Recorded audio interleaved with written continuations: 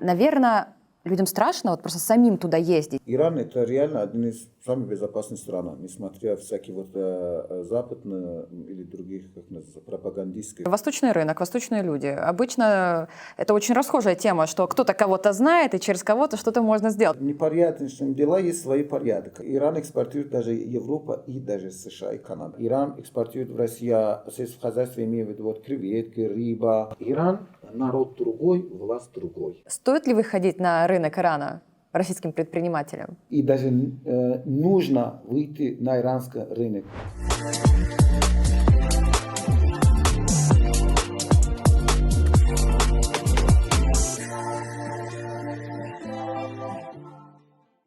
Иран – крупнейшая страна Ближнего Востока с населением 88,5 миллионов человек, из которых 63 миллиона составляют трудоспособные граждане. Стратегическое расположение – Иран граничит сразу с 7 странами. Выход к Каспийскому морю и Персидскому заливу делают его важным узлом мировой торговли. История у Ирана столько, что хватило бы не на один учебник. Более 2500 лет назад он был монархией, но с 1979 года, после свержения шаха Мухаммада Реза Пехлеви, стал Исламской республикой, где власть находится в руках духовенства, аятолл, главным из которых сегодня является Али Хаменеи. Более 4000 санкций должны были поставить крест на экономике страны, но Иран приспособился. Растет вопреки. В 2023 году ВВП вырос более чем на 5%, что втрое превышает средний темп роста в регионе. Номинальный ВВП – 401 миллиард долларов. Иран занимает 18 место в мире по объему национального производства и 4 в Западной Азии. Главные сектора – нефть и газ, промышленность, металлургия, машиностроение, но при этом 51% ВВП приходится на сферу услуг. Санкции, волатильность реала, инфляция и жесткое регулирование – все это делает ведение бизнеса задачей не для новичков. Для иностранных инвесторов есть ограничения – не более 25% в отрасли. Но есть исключения – свободные экономические зоны, они же СЭЗ. Такие экономические острова свободы в стране строгих правил. Иран развивает 8 свободных экономических зон, где действуют налоговые льготы, упрощенные таможенные процедуры и доступ к дешевым энергоресурсам. Среди крупнейших – Кешм, Чабахар, Энзели – ключевые портовые хабы. Для российских компаний СЭЗ – удобный способ войти на иранский рынок, минимизировав барьеры. Экспорт Ирана – это нефть и нефтепродукты, металлы, текстиль и строительные материалы, фрукты, сухофрукты. Кстати, Иран – один из ведущих производителей фисташек и шафрана в мире. Эти продукты стали знаковыми для страны и составляют более 13% ее аграрного экспорта. Крупнейшие покупатели у Ирана – Китай, Ирак, Турция. Импортная составляющая у Ирана – продовольствие, оборудование и транспорт, химическая продукция, текстиль. Ключевыми поставщиками являются Китай, Объединенные Арабские Эмираты, Турция. Если нефть – основа экономики Ирана, то логистика – его стратегический актив. Север-юг – крупнейший транспортный коридор между Индией, Россией и Европой.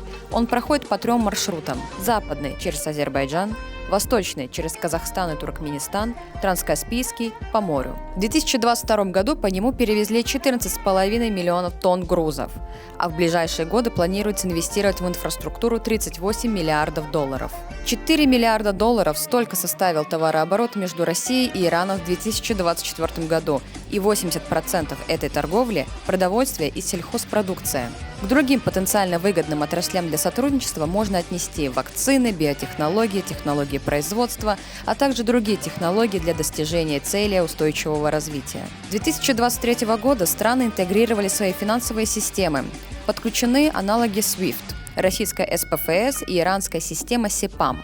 Идет объединение платежных систем МИР и ШЭТАП. Российские банки ВТБ, Сбер, Росэксимбанк уже наладили переводы в рублях и реалах. С 2025 года между Ираном и ЕАЭС вступает в силу соглашение о свободной торговле, что подразумевает снижение или отмену таможенных пошлин и новые перспективы для сотрудничества. Для российских компаний Иран – это стратегический партнер с перспективами в сельском хозяйстве, промышленности, логистике и энергетике. А с запуском соглашения с ЕАЭС возможностей станет еще больше. Иран – страна парадоксов. С одной стороны, жесткие санкции, высокая инфляция и сложная финансовая система. С другой – богатейшие природные ресурсы, развитая промышленность и квалифицированные кадры. Под давлением ограничений экономика Ирана не рухнула, а адаптировалась, выстроив свои правила игры. Как наладить бизнес в стране, где международные платежи проходят через десятки банков, а сделки часто заключаются буквально на доверии? Какие культурные различия нужно учитывать, чтобы выстроить доверительные отношения с иранскими партнерами? Как чувствуют себя в бизнесе женщины? И стоит ли бояться бюрократических лабиринтов? Разобраться в этом нам поможет главный гость программы, руководитель программы развития бизнеса «Восточная перспектива Иран», эксперт-иранист, председатель делового совета Союз Легкопром России, директор по внешнеэкономической деятельности Deep Sea Group Россия-Иран Ибрагим Мелло. Ибрагим, здравствуйте. Спасибо, что нашли возможность присоединиться к сегодняшнему разговору. Судя по количеству регалий, вам приходится очень много помогать, особенно сегодня, в выходе на иранский рынок. Расскажите вообще, какое количество запросов на вас сегодня падает в связи с возможностями, которые открываются?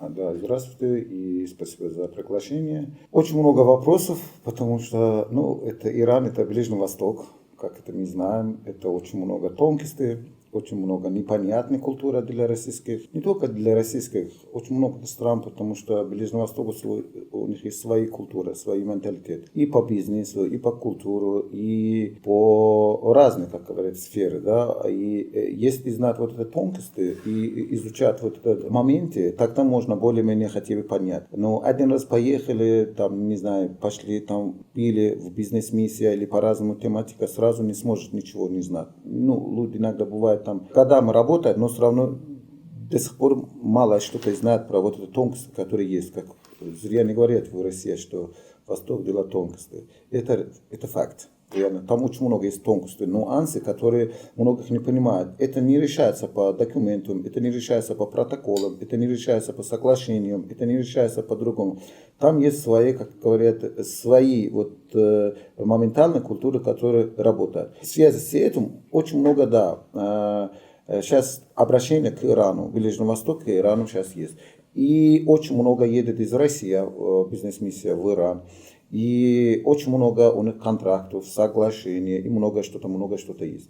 Но, к сожалению, 90, я не хочу сказать проценты, но очень большинство людей обратно возвращаются и скажут, что-то у нас ничего не работает. Мы не знаем, как это, почему, как может нам помочь. Есть два нюанса здесь, я читаю. Первый, последнее время, который я изучал, к сожалению, и в иранской стороне, и в российской стороне очень много посредников. Это плохо? Это плохо. Я не считаю, что посредник плохо. Если посредник свои дела сделает правильно, ничего плохого в этом нету. Это даже иногда нормально и полезно. Но, к сожалению, посредники не сделают свои работы. Просто я возил какой-то бизнес-миссию в Иран, показал, что там что-то производит, что-то есть, и я должна добрать бизнесменам, людям деньги. Это не бизнес. Вы знаете, я хотела про бизнес-миссии говорить чуть позже, но поскольку мы начали с этого, все-таки спрошу. Вот сейчас это довольно модная тема, бизнес-миссии. То есть они до этого, существовали, но в каком-то ограниченном объеме. А сейчас прям бизнес-миссии на бизнес-миссиях. Что это? Зачем это? Это нужно вообще? Можно ли справиться без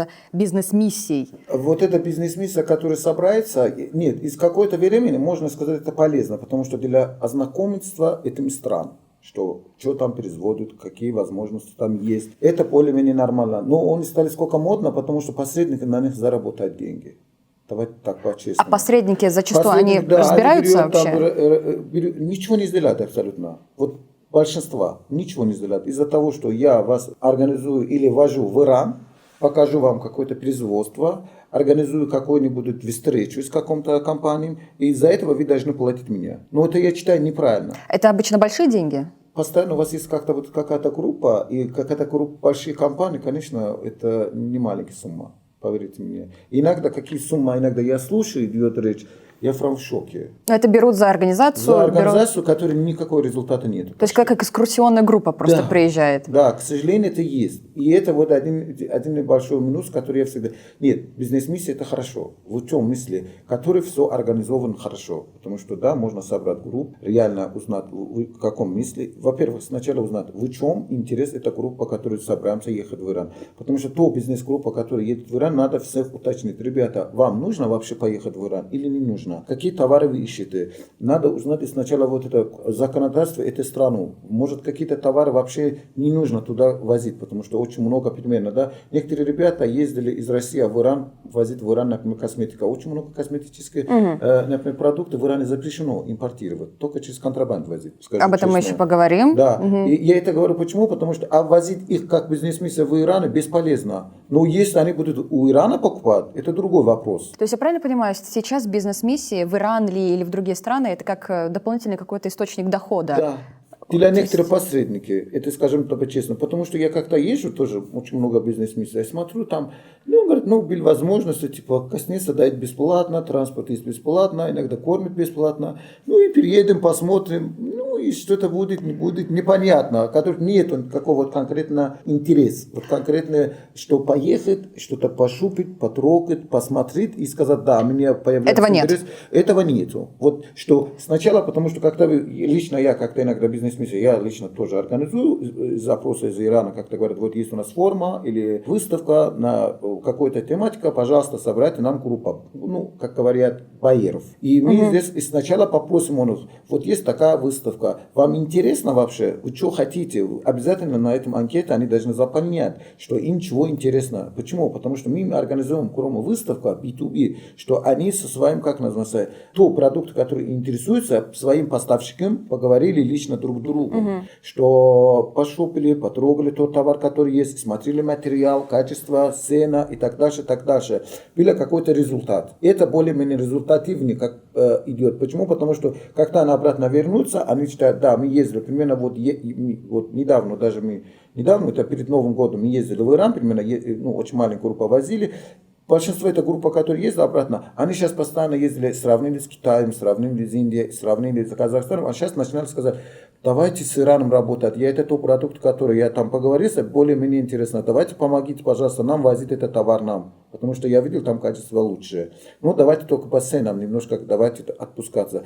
Это более результативно. У человека есть интерес, хочет работать. Это такой индивидуальный подход. Не только индивидуальный, там большинство группа, потому что группа, можно возить бизнес-миссия, я не против, но надо более планированно. Основной идет без планирования. Просто там есть такая бизнес-миссия, позовет, давай, поедем. А какие результаты будут, никто об этом не думает. Вот знаете, я просто почему думаю, я думаю, почему вот эти вот бизнес-миссии сейчас популярны, особенно в Иране или в страны Ближнего Востока. Наверное, людям страшно вот просто самим туда ездить. Они не понимают, сами вы сказали, что да, Восток дело тонкое, тем более Иран для многих ассоциируется со стороной маргинальной в каком-то смысле.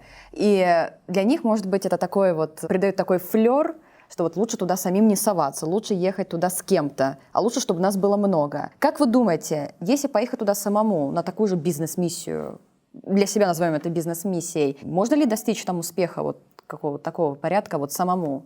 Стоит ли бояться? Давайте скажем так, стоит ли бояться, я сразу скажу нет. Объясню почему. Потому что Иран это реально один из самых безопасных стран, несмотря всякие западные или других, как называется, пропагандистские, как на новостях, там реально ничего такого страшного нету. И спокойно можно даже женщинам ехать, мужчинам ехать, никто никого, как называется, не будет трогать, ничего нету. Но просто я говорю, прежде чем поехать, надо обязательно изучать, для чего мы поедем туда. Это очень важно. Потому что многих даже не знают. Поехать только посмотреть, гулять, это как турист, это другая тема. Поехать по бизнесу, мы же обсуждаем про бизнес, мы говорим про бизнес. Про бизнес обязательно надо, как прежде чем поехать, надо согласоваться с кем-то, что у вас про конкретную встречу. Да. Поехали на завод. Тем более восточные люди, они более гостеприимные. Они обязательно вас, как говорят, на улице не останут, как говорят. Почему? Потому что вас заберет, вас покажет завод, чего производит, как говорят, какие товары у них есть. Будете вести переговор. Но если заранее все это планируется, наоборот, не только не боитесь, и у вас будет успешная поездка, как говорят. И многих этого, как называется, таким образом даже работают и даже едут. И они даже никогда никакого-то посредника деньги не дают, потому что они знают, как это ехать, и спокойно, там не надо бояться, наоборот, в восточных странах они гостеприимные, спокойно их перенимают, покажут, накормят. То есть кому не лень, тот начнет разбираться сам. Ничего такого страшного нету. Да, есть тонкости в подключении к договорам, там. Вот этой сложности в том, что вот иногда я хочу другую вещь сказать. Например, вот много как-то едет в Иран, или неважно, большинство ближневосточных стран. Ну, ближневосточные страны, я еще раз повторю, гостеприимные, они вам откроют красные ковры. Они это вот гостеприимство на бизнесе, они друг другу, как называется, мешают. Это вообще отдельно. Поверьте мне, люди восточные в бизнесе совсем себя по-другому ведут. А в гостеприимстве они отдельно. Как-то вы гости, они готовы все, что угодно вам сделать. Все, что угодно. Как говорят в Востоке, что гость это посланник от Господа. Если посланник Всевышнего, надо с ними прям по полностью программа, как называется, ухаживать. А как-то по бизнесу они будут вообще себя по-другому вести. И иногда некоторые вот европейские страны, даже вот этого россиянин, там, более-менее, которые не знают, они этого как не понимают. Из-за того, что это тонкости не понимают, они думают, если они вот такая нам открыли красные ковры, в бизнесе тоже будут нам открывать красные ковры. Нет, в бизнесе они совсем по-другому будут вести себя. А вот скажите, вот это основная ошибка тех, кто только-только выходит на иранский рынок. Я не говорю только про российских предпринимателей, я вообще говорю про любых предпринимателей, что не думая, что вот вы такие гостеприимные, вот хлебосольные, готовы также отворять двери и в бизнес-вопросах. Это основная ошибка, что они так думают?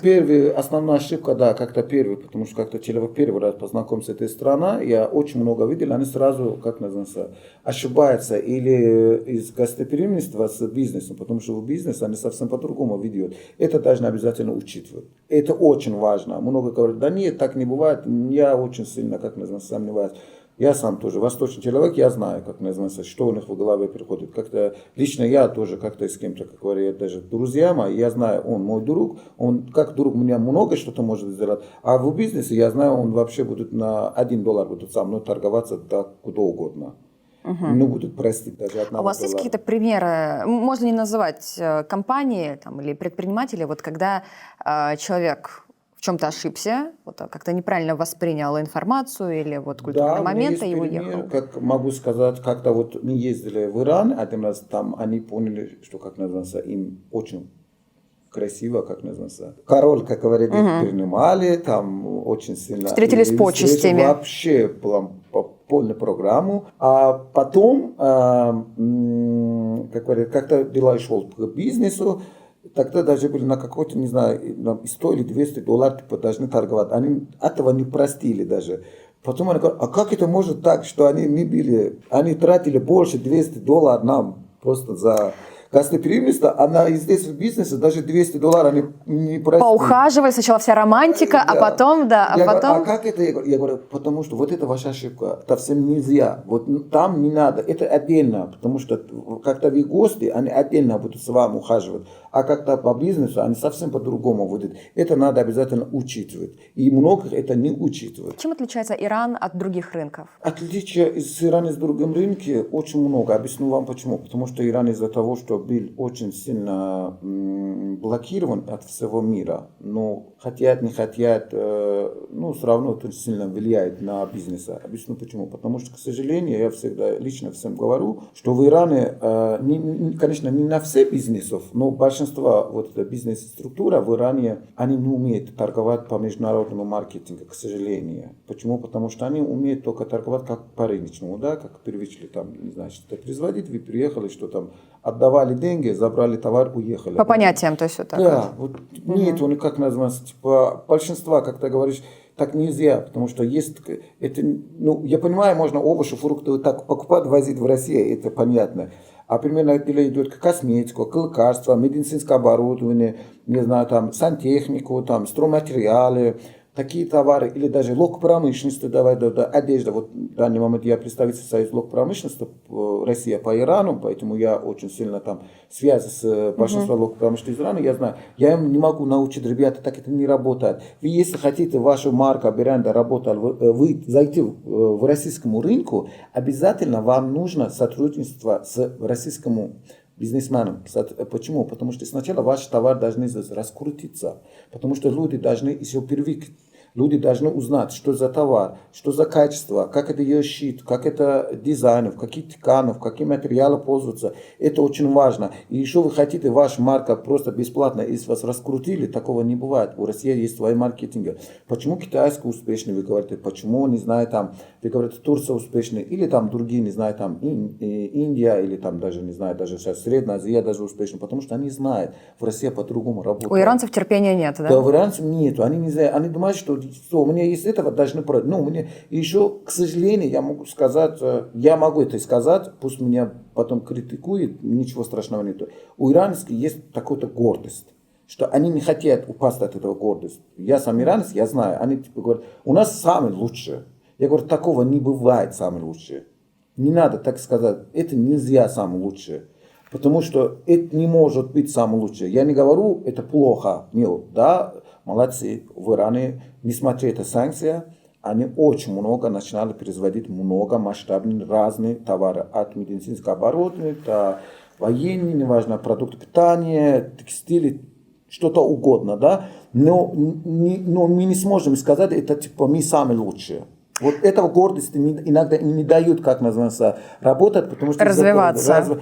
Потому что у нас самые лучшие, как я говорю, ребята, не сможете. Вы хотите работать, зайти в рынке, надо немножко отпускаться от себя, отпускаться из своих как мнения, отпускаться от своих гордости, сказать, нет, у нас есть вот этот товар, мы умеем шить, у нас вот посмотрите, хотим работать, надо немного... И еще второй момент, который даже заметил в последнее время у иранцев, что они не хотят, типа, не с первой партии сразу хотят заработать деньги. Я говорю, ребята, если хотите зайти в рынке, не надо вам сразу в первой партии заработать деньги. Не надо, вот даже не, первой партии нельзя рассчитаться на прибыль. Даже на первой партии можно на минусом работать, для того, чтобы ваш товар раскрутится в рынке. А как они... Это минусов у иранцев, которые много это не понимают. Понимаете?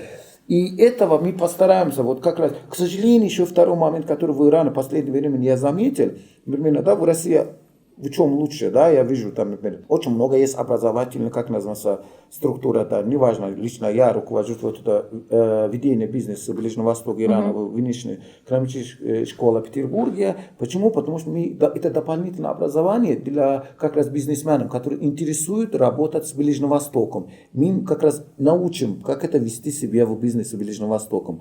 В Иране это минус. Не только внешней экономики, очень много есть блогеров, очень много есть, не знаю, там частные предприниматели, которые реально ведут вот это образовательное, как называется, структура, обучают. И в России, россиянин сидит и обучает, читает, и это плюс. В Иране это один еще минус, что люди не хотят типа изучать рынок. Они просто думают, это через связи, каналы можно все как называется. Ну, кстати, решить. смотрите, восточный рынок, восточные люди. Обычно это очень расхожая тема, что кто-то кого-то знает, и через кого-то что-то можно сделать. То есть в этом плане российские предприниматели не правы. Но у меня, смотрите, какой вопрос. Вы вот говорите, что вот, да, нужно изучать рынок, нужно изучать нюансы. Иранцы хотят сразу заработать. Но учитывая, что международные платежи, вообще расчеты с иранцами, вообще деньги к иранцам попадают через 10-15 банков, откуда у них такое ожидание быстрой прибыли? И вообще, как, в принципе, вот, в общем, можно вести бизнес в Иране, учитывая такие нюансы с платежами? Может быть, вы прав, что платежам, как называется, очень такой сложная схема, но, как говорят, в непорядочном дела есть свои порядки, как говорят. Очень по-восточному звучит. Да, и это реально так есть. Может быть, далеко смотрится сложности. А когда внутрь зайдет, поверь мне, очень легче даже. Объясню вам почему. Потому что основной покупатель продукта Ирана кто? Там ближневосточная страна, там начинается Ирак, Афганистан, там Эмират, там Оман, там. Но очень много товаров Иран экспортирует даже Европа и даже США и Канада. Каким образом? Они товар просто приводят на Эмират, там перемаркируются, через его экспортируют свой товар как, куда угодно. Примерно. Есть очень много бат. Я не буду все, конечно, сказать. Ну, я понимаю. Не, вы рассказывайте, вот интересно да, же. Есть некоторые тагат, например, препараты, есть БАДы, там, не знаю, там, какие-то продукты, которые реально его примаркируются в Эмирате, просто примаркируются, и его экспортируются в Германию. Есть косметические там продукты, которые тоже, я знаю, очень хорошо покупает Европа. из Ирана. Есть очень много продуктов питания тоже, они перемаркируются, очень хорошо покупают этого. Даже по статистике очень много Иран продает много товаров США. Хотя это США самые жесткие санкции по Ирану. Это первый момент. И второй. А как приходит, вы говорите, вот этого платежная система? Ну, вы знаете, в Иране есть какая-то система, как называется, сарафи. Сарафи это, как говорят, как в России, обмен курсов, обмен валют, который в России везде есть. Они работают в Иране, не только в Иране, в Иран, все ближневосточные страны. Это официальные, которые? Это официальные, да. Это и в Иране, и в Эмирате, все ближневосточные страны, эта система работает. Они работают по Центробанку, по разрешению Центробанка. Они не работают просто так, я открывал компанию, стал, как называется, обменничек валют. Нет, такого нету. Обязательно они должны получить, как называется, как банк разрешение от Центробанка страну. Неважно, в Эмират получают у Эмиратский Центробанк, в Иране получают у иранцев, в Турции тоже есть, кстати, из Турции получают Центробанк Турция. И так, что сделать это? Они просто не банки, они просто, у них есть везде источник, короче, коллеги, вот, типа, и здесь получают вот этого сарафа, который есть, здесь получают в Иране деньги, а в Турции сразу дадут, как людям, нуждаемся компании деньги от этого счета. Потом дальше каким-то образом между собой они, как называется, рассчитаются, и с товаром друг друга отправляют, или деньгами потом друг друга рассчитаются. И эта система работает на все ближневосточные страны. А срок расчета? Вот при этих отправках, при этих манипуляциях, при этой схеме? Вот. Вы знаете, вот эта схема, которая происходит, это между вот этого сарафи и другой сараф. Они сами знают. А люди как-то здесь оплатили деньги. Ну, завтрашний день то люди получают свои деньги. То есть настолько быстро? Да, иногда даже моментально, в течение часа получают. Зависит от компании, имею в виду. А еще надо учитывать, что у Ирана всегда не жесткая санкция. У Ирана санкция немножко отличается от российского. У Ирана есть европейская санкция, а есть американская санкция. Американская санкция, он жесткая. Европейская санкция, он немного облегченный. Типа на продукты питания, на косметику, на лекарства, на легкопромышленность. На такого, как говорят, если нет двойного значения, в принципе, на них нет никакого ограничения. Они спокойно могут продавать. Но они просто из Ирана деньги не принимают. А как принимают? У большинства иранцев есть счет, как называется, в Эмират, в Турции, в Китае. Они оттуда спокойно оплачивают, как называется, Европейскому банку. И они спокойно отправляют им товар. Поэтому, в принципе, проблема решена. Примерно говорю. Иран больше 93% лекарства или препарата даже от онкологической болезни производит сам себе. И не только производит, экспортирует. Кстати, Иран один из лидирующих стран по качеству лечения в мире. В Иране один из лидирующих стран по операции, как называется, пластическая хирургия. В Иране один из очень топовых. Объясню почему. Потому что реально там очень хорошо вырос. В Иране, да, может много что-то не знать. Да, есть очень много проблем. Мы в последнее время не знаем, нехватка, как называется, энергоресурса. Очень много заводов постоянно отключают электрическое. Они вот начинают жалуются. Вот этого есть в последнее время, кстати. Почему это сделают, не знаете, сказать, не сказать. Там есть своя политическая игра, я читаю. Почему? Потому что вот само государство Иран иногда хочет показать, что вот мы из-за санкций все, сейчас скоро мы будем плохо. Из-за того, что европейцы, как называется, как Восток, там принято типа плакать, как больше плачется, победниться, от тебя можно отобрать у кого-то чего-то. Что они хотят себе показать, наверное, мое мнение, может я ошибаюсь, я не буду этого, завтра меня не хочу, что бросили каменем, но я мое мнение из-за того, что я знаю менталитет своего народа или политиков нас, как никогда это не говорят. Ну, они хотят показать миру, что вот видите, из-за санкций у нас не хватает электроресурсов. Вот из-за санкций не хватает вот этого. Из-за того, что хотят что-то забрать у Европы, или не знаю, там, они сказали, ну ладно, давай немножко им помогаем. Ну, типа, может быть этого, может быть. Или может реально у них есть какая-то реальная проблема. Но как может эта страна быть проблема, которая один из ведущих по производству, как называется, лекарства, лечение, не знаю, там, военные, как называется, очень хорошо Иран, один из лидирующих стран по поводу развития. Как может эта страна развиваться? То есть это самые востребованные отрасли сейчас? Да, они, может, так вырос, а по поводу энергоресурсов они сказали, нет, мы не смотрим. Почему? Потому что лично я знаю очень много компаний, примерно, они ездят, например, в разные страны, берет любой товар, любой вот это оборудование, возят в Иран, его сразу, как говорят, адаптируются, реинженеринг, как говорят, сейчас модно сказать, они сразу его адаптируются по внутреннему рынку, или они сразу его производят у себя. Даже я знаю завод, короче, ездили куда-то, возили вот этого 3D принтер, возили у себя, они даже из Китая сказали, зачем он сам у себя в свой завод начинал производить оборудование для 3D принтер даже лучше, чем то, которое должны покупать у Европы. Представляете? Люди умеют. Как может это все умеет? Они умеют, типа, хотя страна, один из самых лидирующих стран по энергоресурсам. Это немножко, давайте по-честному, да, не будем здесь, мы же сюда приехали из-за того, что честно сказать людям, ничего не скрывать. Но это немножко... Несостыковки есть, да. Есть что-то непонятное. Есть вопросы, да. Да, очень много вопросов есть. И поэтому я читаю. Но Иран, если вот этого, если вот я говорю немножко вот этого государства реально не будут мешать вот этого бизнесу, в Иране реально могу назвать Иран это как маленький Китай. Там все производят. Начиная от самого низкого качества как товаров, до самым просто премиум классом, которые работают по, не знаю, там аналог, как называется, европейцы. Как может сказать, примерно в Иране есть очень большая компания, называется эта компания Mapna.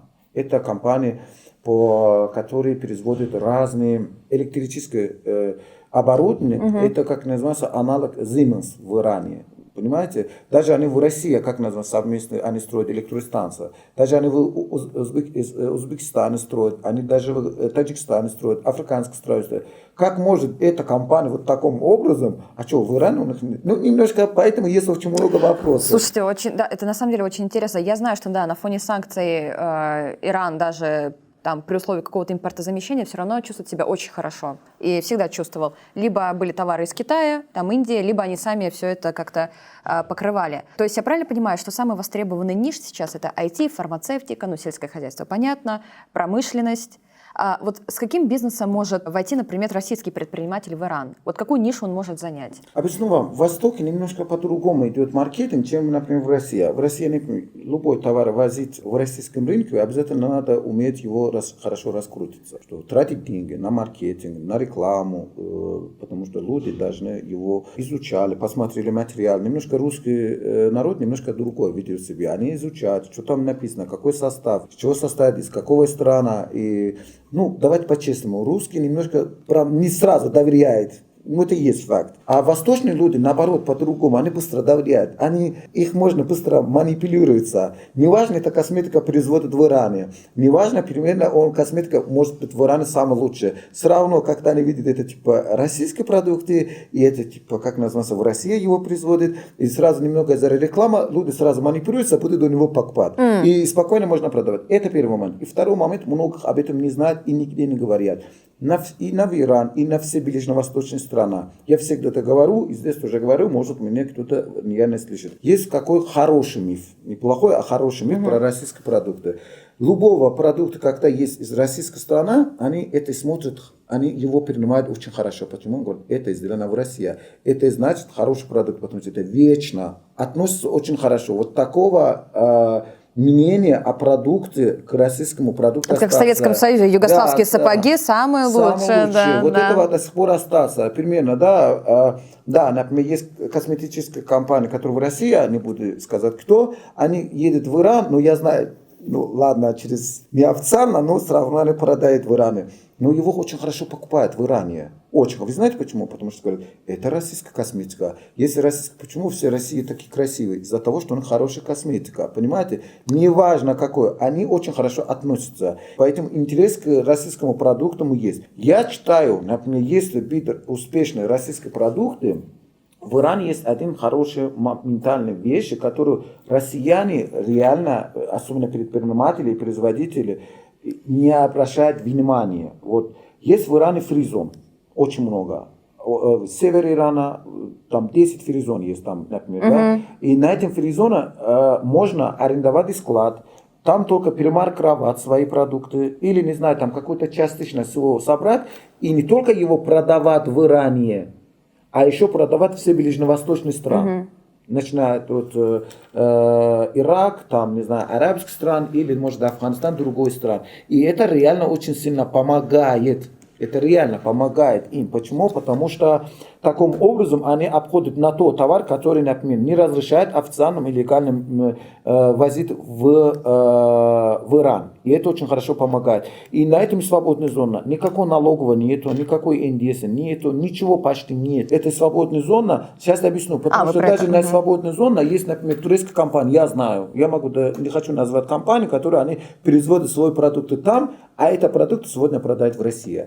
Они продают, но просто они его через свои страны. А если это продукты продавать в Иране, только вы оплачиваете государство 10% НДСов. Если вы будете не продавать внутри страны, будете только сразу экспортировать, а свободно ничего государство не оплачивает. Там рабочий сил недорого, да, примерно $300-400 стоит. Хорошие, как называется, специалисты. И в Иране очень хорошие специалисты, очень хорошо хватит. Объясню вам почему. Потому что реально, смотря вот ближневосточные страны, иранцы очень образовательные люди. А у них всех, большинство людей есть высшее образование. Кто-то инженер, кто-то чего-то. И образование в Иране, кстати, тоже неплохой. Он реально очень хороший. Вот есть моменты, надо сказать, вот не только буду минусами сказать, давай плюсами сказать. Нет, это известно. Вот, есть какие-то минусы, примерно как образование. В Иране он очень хороший. Примерно, например, медицинские какие-то образования, примерно в Иране. Одно из лучших. Одно из лучших. И не все универ просто так невозможно. Поэтому они приезжают в Россию, изучают, потом обратно едут, потому что там не всех принимают. Потому что в России, учиться, например, дешевле обойдет, или лучше, легче, не знаю. Вот, поэтому это реально есть. Вот образование. И можно много воспользоваться. И рабочий сил, он недорогой. И второй, энергоресурсы тоже все равно в Иране дешевле. Почему? Потому что Иран, давайте это учитываем тоже. Государство субсидий. На все дает субсидии. Тоже надо обязательно сказать. На бензин субсидии, на, не знаю, на стратегическую еду, например, мясо, рис, не знаю, там, пшеница, ячмень, кукуруза. Поэтому можно этот момент воспользоваться в свободной зоне, не только производить полные свои продукты, циклы, не надо туда все, строить все линии. Обязательно можно просто сбор товара сделать, не знаю, перемаркировать там, просто там, и продавать спокойно. Это имею в виду на тот товар, который в Иране есть запрет импортировать, потому что в Иране такого есть. На какой-то товар, который производится выше какое-то количество в Иране, его запретили. Это вот, наверное, то, что вот сейчас, вот, наверное, вот перед Новрузом, перед другими, перед Рамаданом, по-моему, запретили импорт, экспорт, то есть, господи, фисташек, финики. Там, и так дальше. Да, такого есть. Нет, это временный. В Иране такой временный экспорт есть иногда. Из-за того, что они не хотят, цена подняться внутри страны, не была инфляция, извиняюсь, и они начинают временно запретить какие-то продукты. Перед Новым годом или Наврузом, который в Иране, иранцы принято как-то покупают сухофрукты, начинают фисташки, там, орехи и так дальше, и так дальше. Из-за этого спрос на такие продукты в Иране очень сильно растет. Из-за этого временно его, как называется, запретит. А потом после Нового года, после 1 апреля, сразу будет... А это такой большой объем экспорта вот таких вот стратегически важных продуктов? Это прям большими объемами отправляется, такими, что нужно запрещать? Да, потому что, скажу так, примерно вот фисташка, например, фисташка кто? Там Турция, США и Иран. Давай учитываем, да? Мне кажется, я американские фисташки никогда не ела. Не, американские, Калифорния называется, но продаются, они тоже нет, они хорошо, как называются. Но и вкус, скажем так, вид американской фисташки, он красивый, по-честному, да, и вкус иранской фисташки, он и вкуснее. Иранские фисташки вкуснее. А вид Калифорния, он лучше, давайте по-честному, да, они мощные, ядра у них внутри хорошие. А у иранцев, конечно, у иранцев тоже есть разные сорта. Надо смотреть, какие сорты покупать, какие... Иран вообще какое-то время после нефти, у них какой был самый важный? Ковры, фисташки, а что экспортирует Иран в Россию? Вот помимо орехов и фруктов. Не, в Иран в последнее время очень много экспортирует в Россию, начиная от, я знаю примерно, очень много Иран экспортирует даже этого косметика. Начинает применять, косметика, имею в виду шампуни, там крема, там разные. Иран экспортирует в Россию средства хозяйства, имею в виду креветки, рыба, очень много. Раньше, например, 4-5 лет назад, примерно даже россияне вообще не знали, что в Иране растет креветка. Я объясню почему, потому что, реально наша компания была один из первых компаний, которая реально большой объем возил креветки в Иран, ну, в Россию, извиняюсь, из Ирана в Россию. И мы были первой компанией, которые возили по самолетам охлажденное рыба, фореля из России, из Ирана в Россию, охлажденное по самолету. И, ну, сейчас мы возили, продавали крупным компаниям. Это тоже вот один нюанс, который мы начали обсуждали. Они ездили в Иран, встречались с иранцем, поговорили с иранцем, даже получили договором, но они не смогли возить никакой партии. Они говорят, мы не знаем, почему мы не сможем возить. Потом они обращались к нам, давайте, вы будете покупать, возить нам, и вы будете как у нас агентство. И как мы возили им, потом им параллельно им научили тоже, как правильно надо работать. А сейчас они, вот все русские компании, которые вот в этом сфере, они сейчас спокойны, кстати, они не боятся, они едут в Иран, сразу знают, куда надо ехать, от какой-то региона надо хорошей креветки, от какого-то, они сразу все. Вот про этапы, вот про протокол действий. Вот вы говорите, что вот очень многие не знают, теряются, и в итоге ничего не получается. Просто съездили в Иран, поели, попели, посмотрели природу и вернулись обратно. Есть же наверняка вот как бы протокол, то есть сначала ты там регистрируешь товар, там, может быть, сначала идешь в ТПП какое-то. То есть об этом разве не говорят на бизнес-миссиях? Нет, где? Вам, нет, куда это идти? Объясню вам. Я поехать в ТПП, ну... Это я так вот предполагаю. Наверняка же есть процесс. Нет, есть процесс. Понимаете, надо немножко как-то едет в Иран, обсуждение в бизнесе, давайте там, сразу, есть у русских такое, как называется, вот я видел, ребята, которые бизнесом занимаются, они едут в Иран, если им вот этот товар интересно, они сразу покажут свой интерес. Вот это хочу. Я им говорю, ребята, не надо спокойно сидеть, вот ваше желание по поводу покупки не надо восточным людям показать.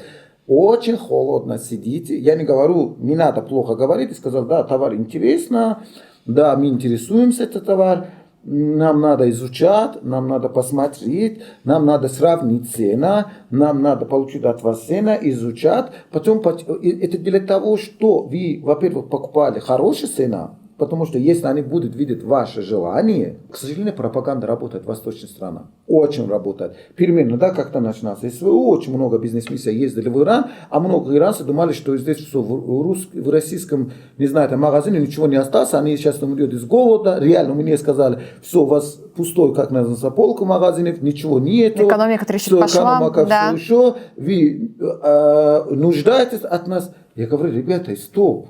Такого нету. У нас все хватит. У нас неважно. Есть. Был Турция, остался Турция. Был, не знаю, Средняя Азия, остался Средняя Азия. Был Китай, остался Китай. Был Индия, остался Китай. Только Европа может как-то. Они тоже через третьи страны все равно возят свои товары. Параллельно идет. Ну, параллельный импорт, да, идет. Ребята, такого нет. Просто после этого очень много хорошей пропаганды прошел про Иран, из-за того, что можно поехать в эту страну, тоже много что-то производит. И можно ехать в эту страну, тоже изучать. Из-за того, что люди сюда приехали изучать это рынки, посмотреть, чего вы производите, это не значит, у нас ничего нету. К сожалению, многих думают, это в восточной стране, думают, из-за того, что очень много сейчас русских к нам приезжает, это значит, что типа, как называется, у них ничего не осталось, кроме нас. И они начинаются, как называется, ну, восточный, да, поднять цену, другому цену давать, там, и особенно как-то еще видит вот это желание, вот это нельзя, просто надо посмотреть, изучать. С холодной головой, да. Головой сказать, ребята, мы изучаем, посмотрим у вас цена, потому что мы покупаем у Китая, у Турции. Вот таким образом они будут понять, все поняли, у них очень много есть конкурентов, а из-за того, что мы работали с ними, должны обязательно конкурировать. Это первый момент. И второй момент, очень много, объясню, первый, вот начало, как ты сказал, почему посредники плохо, к сожалению, посредники, я говорю, вот почему, вот, я говорю, не все посредники плохо. Почему мы говорим все посредники, которые сегодня работают с Ираном и Россией, неважно, иранская страна и российская страна, плохо. Потому что они скрывают этого, они начинают типа сам заработать, не хотят присоединить это друг к другу, типа они стали среди их, заработали свои деньги, не знали этого. Ну, конечно, это иногда виноват тоже сам поставщик и сам покупатель тоже. Почему? Потому что они иногда тоже жадничают. Они не хотят давать, как называется, процент или там, как называется, награждение вот этого посредника. Такой культуры нет. Да, такого нет, потому что вот это, и они, что остается у посредника, что всех скрывают. А когда их скрываете, они не знают, что там есть, а потом они все равно будут узнать, да, а посредник кто? Посредник не надо никто. почти, да, давайте скажем так. Иногда у них даже оборот компании нет, у них непонятная компания, которая непонятно как-то открыться, и сколько учредителей, какой оборот этой компании непонятно. Вот этого тоже нет. И из-за этого что сделать? Они покупают, или может вот этот поставщик откажется от них, они не оплачивают вот этого поставщику, продавец отказался, поставщику не дают деньги, начинается этого, и начинается такая плохие новости, всегда быстро, как это называется, распространяется в стране. Они потом сказали, все, вот все русские такие, как называется, кидает, убывает, и еще так, к сожалению, тоже большая проблема. Вот я говорю, в Иране не хватает, изначально сказать, образовательный, потому что, к сожалению, никто им не говорит, что как это строен маркетинг, российский бизнес. До сих пор остался, вот не только иранцы, большинство, поверьте мне, восточных стран, до сих пор миф, плохой миф остался из-за того, что Россия как-то думает, мафия, банда, убывает и так дальше. Как в 90-х годах думают. Ну, у нас про Иран тоже же свои какие-то предрассудки. Да, из российской стороны тоже такой, Иран, сейчас бомбит, сейчас Израиль вот и расскажите. Ребята, я говорю, не будут. Вот даже начинали, когда вот это бомбили Израилю, как называется, Иран, начинали друг друга пускать ракетами, я говорю, я вам обещаю, вот здесь как-то даже я всем сказал, ребята, я всех вам обещаю, если будет какая-то вот серьезная война, я не знаю, я свое имя поменяю, что будут вам дару, не будет. Вы не знаете, даже политики иногда обсуждают здесь в России, они не знают политика восточную. Поверьте мне, они по-другому. Они, во-первых, да, они будут, типа, как нас, орать, они любят вот такая, как нас, я говорю, гордость, я сказал, есть, чтобы показать, мы сильные, это надо им показать, понимаете, ребята, это надо понять, что вот они любят, выпендриваться, вот мы такие сильные, мы хотим вот этого диктовать свои, но они не будут, они тоже знают, они не хотят там нарушить, в Иране, поверьте мне, политики сидят не тупые люди, они умные, они знают, они не хотят, как называется, свои вот этого власти никуда, как называется, Куда-то кому-то отдавать. они не будут отдавать. Но при этом они же как-то влияют на имидж страны, то есть они не помогают улучшить имидж страны. К сожалению, да, это есть. Я с вами полностью согласен. Я тоже иногда говорю, ребята, вы от другой стороны не хотите отпускать вот этого, как называется, власть. С другой стороны, вы какие-то тупые вещи сделать. Примерно, да, не знаю, там, иногда у нас, сейчас немножко стало лояльно, раньше было очень жестко, там, женщинам надо было дресс-кодом, там, вы знаете, там. Сейчас лояльно стало? Немножко лояльно, нету, например, раньше, скажу так, например, да, до того момента, помните, в Иране там 2 года назад была революция, да, женщина вышла на улицу, сожгли там платок и так дальше, из-за того, что мы хотим, как называется, хиджабом, вот, строили вот такая сценарию. Но я могу сказать, этот сценарий устроили не само государство, этот сценарий реально был западно. Давайте по-честному скажем, потому что они хотят это, власти сказать, инсценировать. Да. И, но все равно они это не поймут иногда. Я говорю, ребята, зачем? Пускай люди, как называется. Я понимаю, да, мусульманская страна, восточная страна, нельзя слишком тоже открыто гулять. Это тоже норм. Давайте это тоже учитывать. Все равно, давай, восточные мужчины, давай по-честному. Да, что, я не говорю, все плохо, все равно они слишком открыто тоже нельзя с ними гулять. Но из-за платок есть, нету, никому, поверь мне, то есть сильно не влияет. Никаких репрессий, то есть никого хватать не будут. Я не говорю про иностранных, я говорю именно про Иран.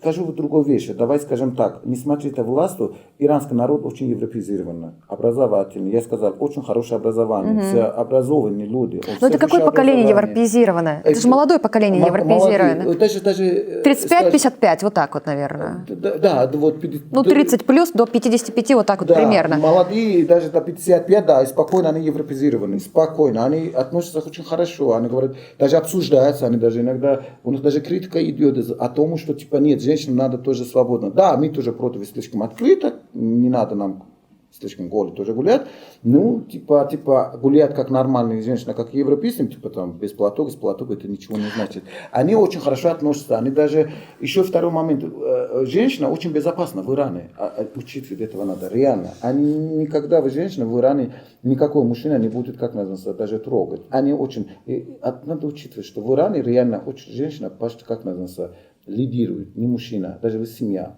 Это надо Очень хорошо вы сейчас эту тему затронули, как раз хотела поговорить. А вы расскажите про женщин-предпринимателей в Иране. Да. Вообще, насколько это популярная тема? Объясню вам, очень много как есть в Иране женщина-предпринимателей. Есть женщина, даже которая основатель примерно очень много косметических лекарств, как называется, производства, фармацевтического производства, которые основатели женщина, даже не мужчина. Вот как? Нет, Как они? вот предпринимательство, женщина очень хорошо относится. Я говорю, вот Предрассудков нет, что вот женщина пришла?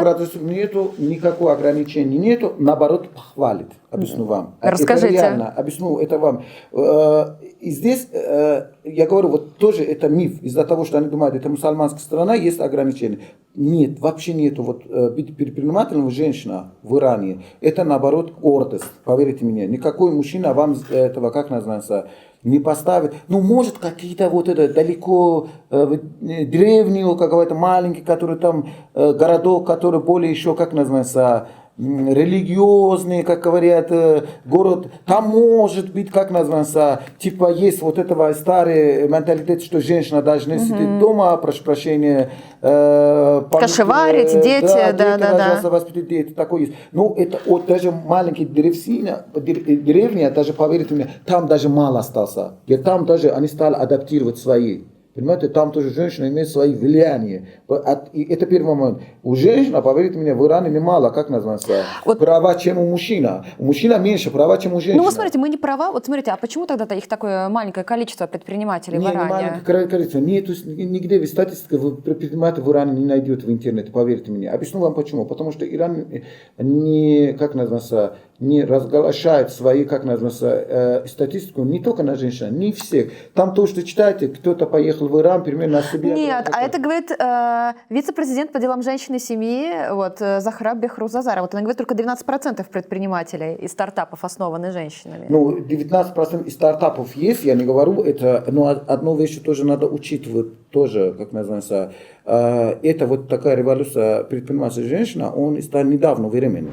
Поскольку в основном интервью с Ибрагимом мы затронули вопрос женского предпринимательства в Иране, я подумала, что было бы здорово развить этот вопрос непосредственно с женщиной-предпринимателем из Ирана. В этом мне согласилась помочь Махса Арзамани, глава комитета по моде и одежде торговой палаты Бойнурда, а также генеральный директор компании Nigarin Creative Industries Иран. Вместе с Махсой мы затронули множество аспектов женского бизнеса в Иране. Махса, еще раз добрый день. Благодарю вас за то, что вы откликнулись на мою просьбу принять участие в моей программе. Мы затронули тему женского предпринимательства с основным спикером. Я знаю, что вы его знаете, Ибрагим Мелло. И я подумала, что будет правильно непосредственно поговорить с женщиной-предпринимателем из Ирана, чтобы этот вопрос раскрыть в полную. Спасибо большое за приглашение на данное интервью. Да, мне тоже будет очень приятно обсудить это. Надеюсь, что интервью получится интересным. Я в этом не сомневаюсь. И мой вот первый вопрос, Махса, будет непосредственно о вас. Вы глава комитета по моде и одежде торговой палаты города Бойнурд, руководитель отдела графического дизайна, генеральный директор компании по дизайну. Все это в Иране. Расскажите, пожалуйста, про ваш путь. Потому что, учитывая некоторые, я бы сказала, предрассудки и определенное мнение об Иране как о бизнес-среде, многим будет интересно узнать, как же на самом деле там можно развернуться вот с точки зрения дела, с точки зрения развития. Да, конечно. И знаете, я должна сказать, что многое в этом мире поменялось. В частности, поменялось и то, как относятся к роли женщины в Иране. В частности, в настоящий момент женщины абсолютно свободны в выборе профессии, бизнеса, ведения предпринимательской деятельности. Поэтому стандартная и достаточно расхожая роль, где женщина – это только жена и мать, она устарела, потому что женщины прекрасно проявляют себя в предпринимательской сфере, замечательно показывают себя в качестве хороших, крепких и толковых лидеров, предпринимателей. Вы знаете, это очень интересно, то, что вы говорите. Это, опять же, я вот спрашиваю из своего личного любопытства, я бы даже сказала, любознательности. И, опять же, для того, чтобы развеять вот эти вот мифы, А мне кажется, что все-таки это миф. То, что вот в Иране, поскольку мы сегодня с вами говорим именно о женском предпринимательстве, женщин сильно ограничивают в том, что касается вот их саморазвития, в том, что касается своего бизнеса. Мне вот интересно ваш путь и что вы сами об этом думаете. Вы говорите, что вот сейчас в Иране в этом плане все намного свободнее, если не сказать либеральное. Вы же начинали свой путь намного раньше, чем появились вот такие вот послабления в государстве сейчас. Да, действительно, все-таки мы живем в мире, где наблюдалось некое мужское господство, поэтому, наверное, в той или иной степени женский рост был когда-то крайне затруднителен. Но все-таки мы переросли этот этап, и в настоящее время женщины, да, возможно, с чуть большими трудностями, но все-таки спокойно могут добиваться поставленных перед собой целей. Я в предпринимательство пришла для того, чтобы расширить возможности, в частности, возможности, которые были у меня. Я занималась очень давно одеждой, модой. Меня очень интересовали традиционные мотивы иранские. И так как я преподаю в ВУЗе, где часто сталкиваюсь со своими студентами, студентками, а именно графическими дизайнерами, архитекторами и представителями множества других творческих профессий, я поставила перед собой цель выпустить в мир студентов, которые не потеряются. Просто я хочу, чтобы женщины не просто могли получить профессию, исследовать своем пути, но чтобы это был путь успешный, сопутствующий личностному росту. Именно поэтому я могу сказать, что участвуя в различных иранских мероприятиях, а также международных мероприятиях, я стараюсь показать, что открытость к новому, а также возможность двигаться вперед является залогом успеха и того самого личностного роста. Своим примером я стремлюсь показать, что даже если женщине чуть более сложно двигаться на этом пути, никаких невозможных вещей в этом мире нет. И двигаться вперед можно и нужно. Макса, у вас получается очень такая благородная инициатива в том, что касается поддержки женского предпринимательства и вообще выпуске молодых специалистов и профессионалов. А скажите, а государство как-то поощряет такие инициативы? Есть что-то такое, вот как акселераторы или там программы для женщин?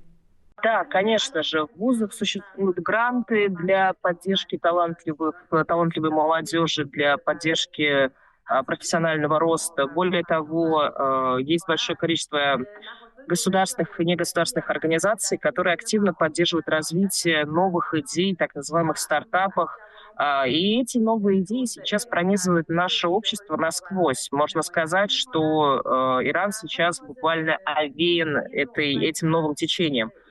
И, конечно же, даже в такой отрасли, как мода и одежда, которая напрямую связана с качеством, производством сувениров, производством обработки кожи, с производством различных изделий, даже здесь мы активно используем те самые новые идеи и технологии. Поэтому поддержка, безусловно, есть, она активно оказывается, и она оказывается не только для разработки и проработки этой новой идеи, но в том числе и для выхода на национальный рынок, иранский рынок, и в дальнейшем может даже оказываться для выхода на рынок международный.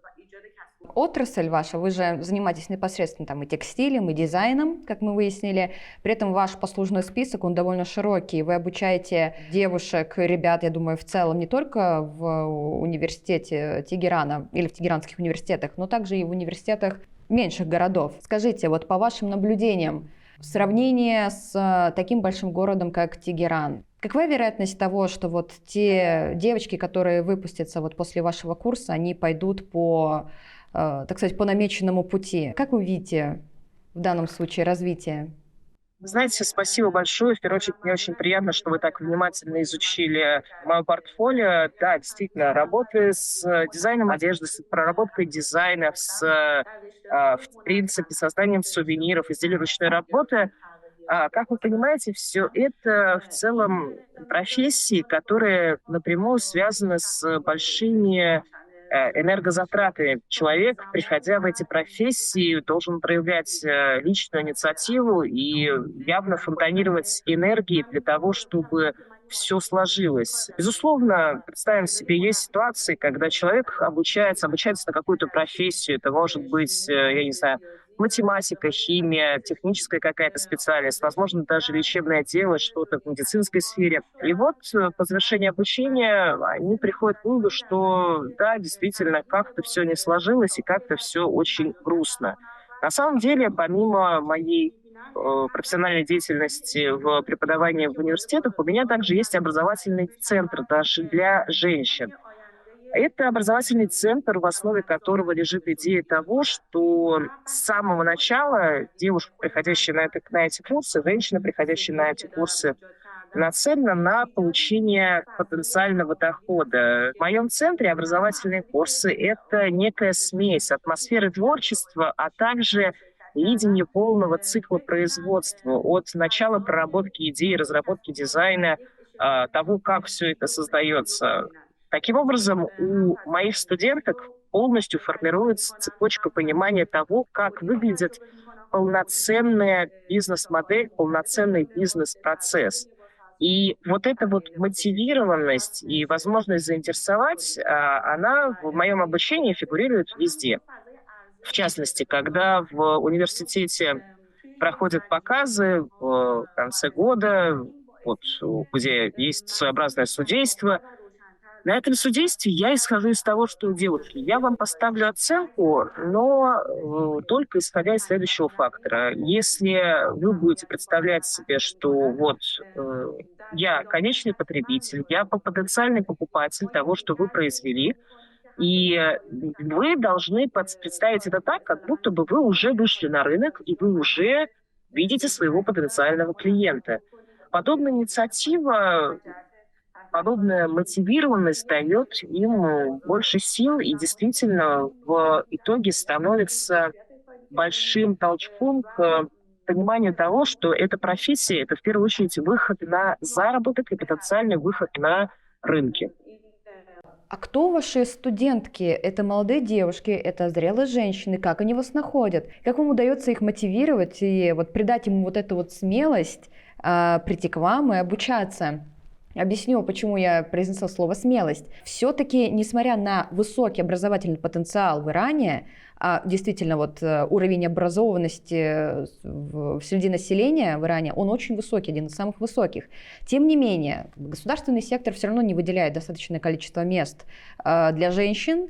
Насколько я понимаю, предпринимательство – это некая альтернатива. И тем не менее, под словам вашего вице-президента по делам женщин Захра Бехрус, вот, к сожалению, только 12% предпринимателей стартапов основаны женщинами. И она надеется, что к концу правления нынешней администрации доля женщин вырастет до 30%. Какой вклад вы вносите вот для того, чтобы этот процент вырос? Все-таки, мне кажется, социально-культурные барьеры, они довольно весомые вот в обществе в Иране. Эти самые нормы настаивают на том, что вот приоритеты у женщины определенные, то есть это семья и дети, а вот предпринимательство — это что-то такое вот для развлечения. Вот как вам удается убедить этих женщин в том, что это не развлечение и тут действительно может чего-то добиться? И самое главное, как вы боретесь с их сомнениями и страхами? Действительно, работая в университете, а также ведя свои социальные сети, я достигла достаточно неплохих успехов, создав своеобразную цепочку, своеобразное инфополе, благодаря которому я и продвигалась. То есть, помимо этого, я проводила мастер-классы различные, была ментором в сфере одежды и моды. Все это дало мне доступ к самым разным сферам. И, владея этим доступом, я создала общество, куда приходят женщины. Это женщины самых разных возрастов, начиная от подростков, заканчивая женщинами уже более зрелыми. Конечно же, они приходят с самыми разными целями. Кто-то занимается онлайн, кто-то приходит лично. Это и уже представители бизнеса, уже представители предпринимательского круга. И работая с ними, мы сталкиваемся с самыми разными примерами. Ввиду того, что я работаю ментором в сфере творчества, я могу сказать, что в настоящий момент работа с этой специальностью, с творческой специальностью, напрямую связана с новыми технологиями, использованием и внедрением в сферу производства. Именно поэтому мне кажется, что студентам необходимо изначально давать правильное понимание того, что происходит вокруг, а также правильное понимание того, как использовать эти инновации, новые технологии в повседневной жизни, в работе. Мне кажется, что это один из важнейших аспектов, который позволяет успешно продвигаться по предпринимательскому пути в дальнейшем. Я хочу сказать следующее. Вы абсолютно правы. То есть в настоящий момент количество женщин, которые обучаются в Иране в университетах, оно даже превалирует над количеством мужчин в вузах. И, конечно же, возникает то самое противоречие. А что делать женщинам из, допустим, небольших городов, которые обучаются в вузах? Казалось бы, вот там как раз-таки приверженность к традиционности, к этому чуть более закрытому мышлению, она должна быть намного сильнее. Но, благо, мы живем в настоящий момент в активно развивающемся и цифровом пространстве, которое очень сильно раскрывает потенциалы и возможности женщин. Вот эта вот эпопея личностного роста, она в Иране тоже есть. И это личностный рост предпринимателей. У женщин формируется осознание того, что благодаря цифровизации, благодаря интернет-возможностям работать можно даже из дома, производить что-то можно даже дома. И не тратя очень большое время, можно добиться того, что ты будешь производить что-то дома и также активно из дома продавать это на цифровых платформах, на цифровых площадках. Никакую, скажем так, это не так сложно, как может показаться, и это действительно доступно. У вас довольно конкурентная ниша, то есть мало того, что она творческая, есть уйти в частности, это вот текстильный бизнес, это дизайн, довольно конкурентный как на рынке Ирана, так и с точки зрения международного бизнеса. Как вы справляетесь с этой конкуренцией? Вообще, как она выглядит у вас внутри?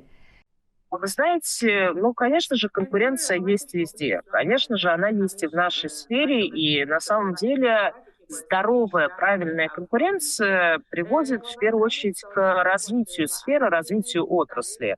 Ибо, скажем так, вот если говорить конкретно о моей сфере, о создании одежды, о продвижении брендов и так далее, то в первую очередь мы говорим о том, что для того, чтобы держаться на плаву, люди вынуждены м, опираться на новые творческие идеи, прорабатывая их с каждым разом все больше и больше. И это развивает отрасль, делая ее все более стабильной и более наполненной. Если говорить о личном примере, ну, смотрите, допустим, вот есть у меня какая-то идея. Идея связана с развитием окружающей среды и моды одновременно. Находится человек, который видит в этом же ключе потенциал, потому что понимает, что моя идея уже крайне проработана, она заинтересовала общество, она интересна людям, и этот человек может присоединиться или начать работать в этом же направлении. Люди же, которые стремятся к, скажем так, нездоровой конкуренции, пытаются как-то идти наперекор всему и пытаются двигаться в антифазе, они логичным образом со временем из этого творческого производственного процесса они пропадают.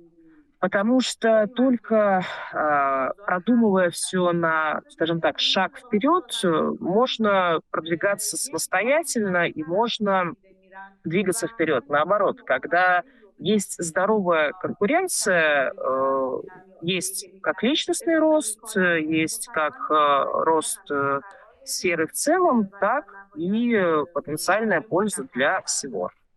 Перейдем сейчас к вопросу про иностранных женщин-предпринимателей, немножко вот по международной тематике пройдемся. Вот по вашему мнению, насколько открыт иранский рынок для женщин-предпринимателей из других стран? Что вот, например, вот предпринимательница, скажем, из России должна ожидать, войдя на иранский рынок? Вот с чем она столкнется? Если говорить об открытости Ирана, то я могу так сказать, наверное, в России это в целом можно отнести к легкой промышленности, так, то есть это производство одежды, тканей, это работа в медицинской сфере, с красотой, работа с онлайн-площадками. Все это в Иране очень развито и действительно готово в целом к кооперации международного характера, международного уровня.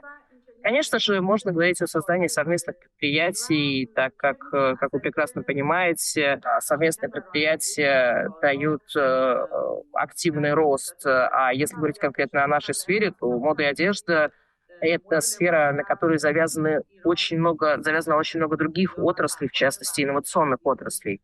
И многие из них в Иране, несмотря на то, что эта отрасль для нас является относительно новой, уже добились значительных результатов. В частности, помимо этого есть потенциал прекрасный при использовании возможностей уже существующих свободных экономических зон, такие как Киш, Кешм, Арас.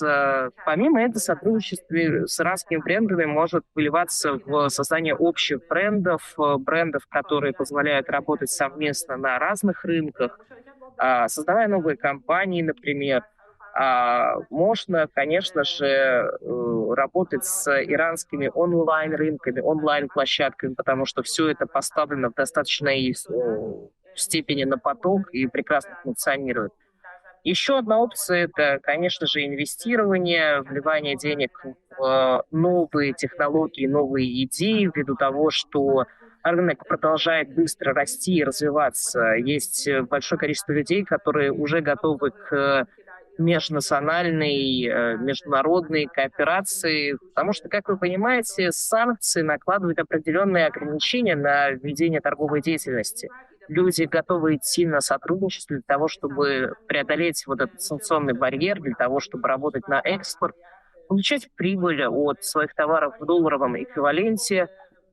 Ну и, конечно, еще одна опция — это работа с инфлюенсерами, которые также очень сильно влияют на общество, на представление, на в целом восприимчивость общества к бренду. Как я уже говорила ранее, малый бизнес в Иране также сейчас активно развивается. То есть это бизнес, где задействованы, допустим, какие-то небольшие производства, где работают женщины, молодежь. При этом само по себе качество производимых ими товаров, а также творческие идеи, заложенные в них, находятся на очень высоком уровне. Поэтому сотрудничество иранских женщин, российских женщин, женщин из других стран потенциально могло бы расширить возможности и этих маленьких местных предприятий, маленьких местных бизнесов, тем самым помогая их общему развитию. Конечно же, есть еще и большое количество государственных и негосударственных организаций, которые помогают кооперации, помогают развитию этих малых бизнесов.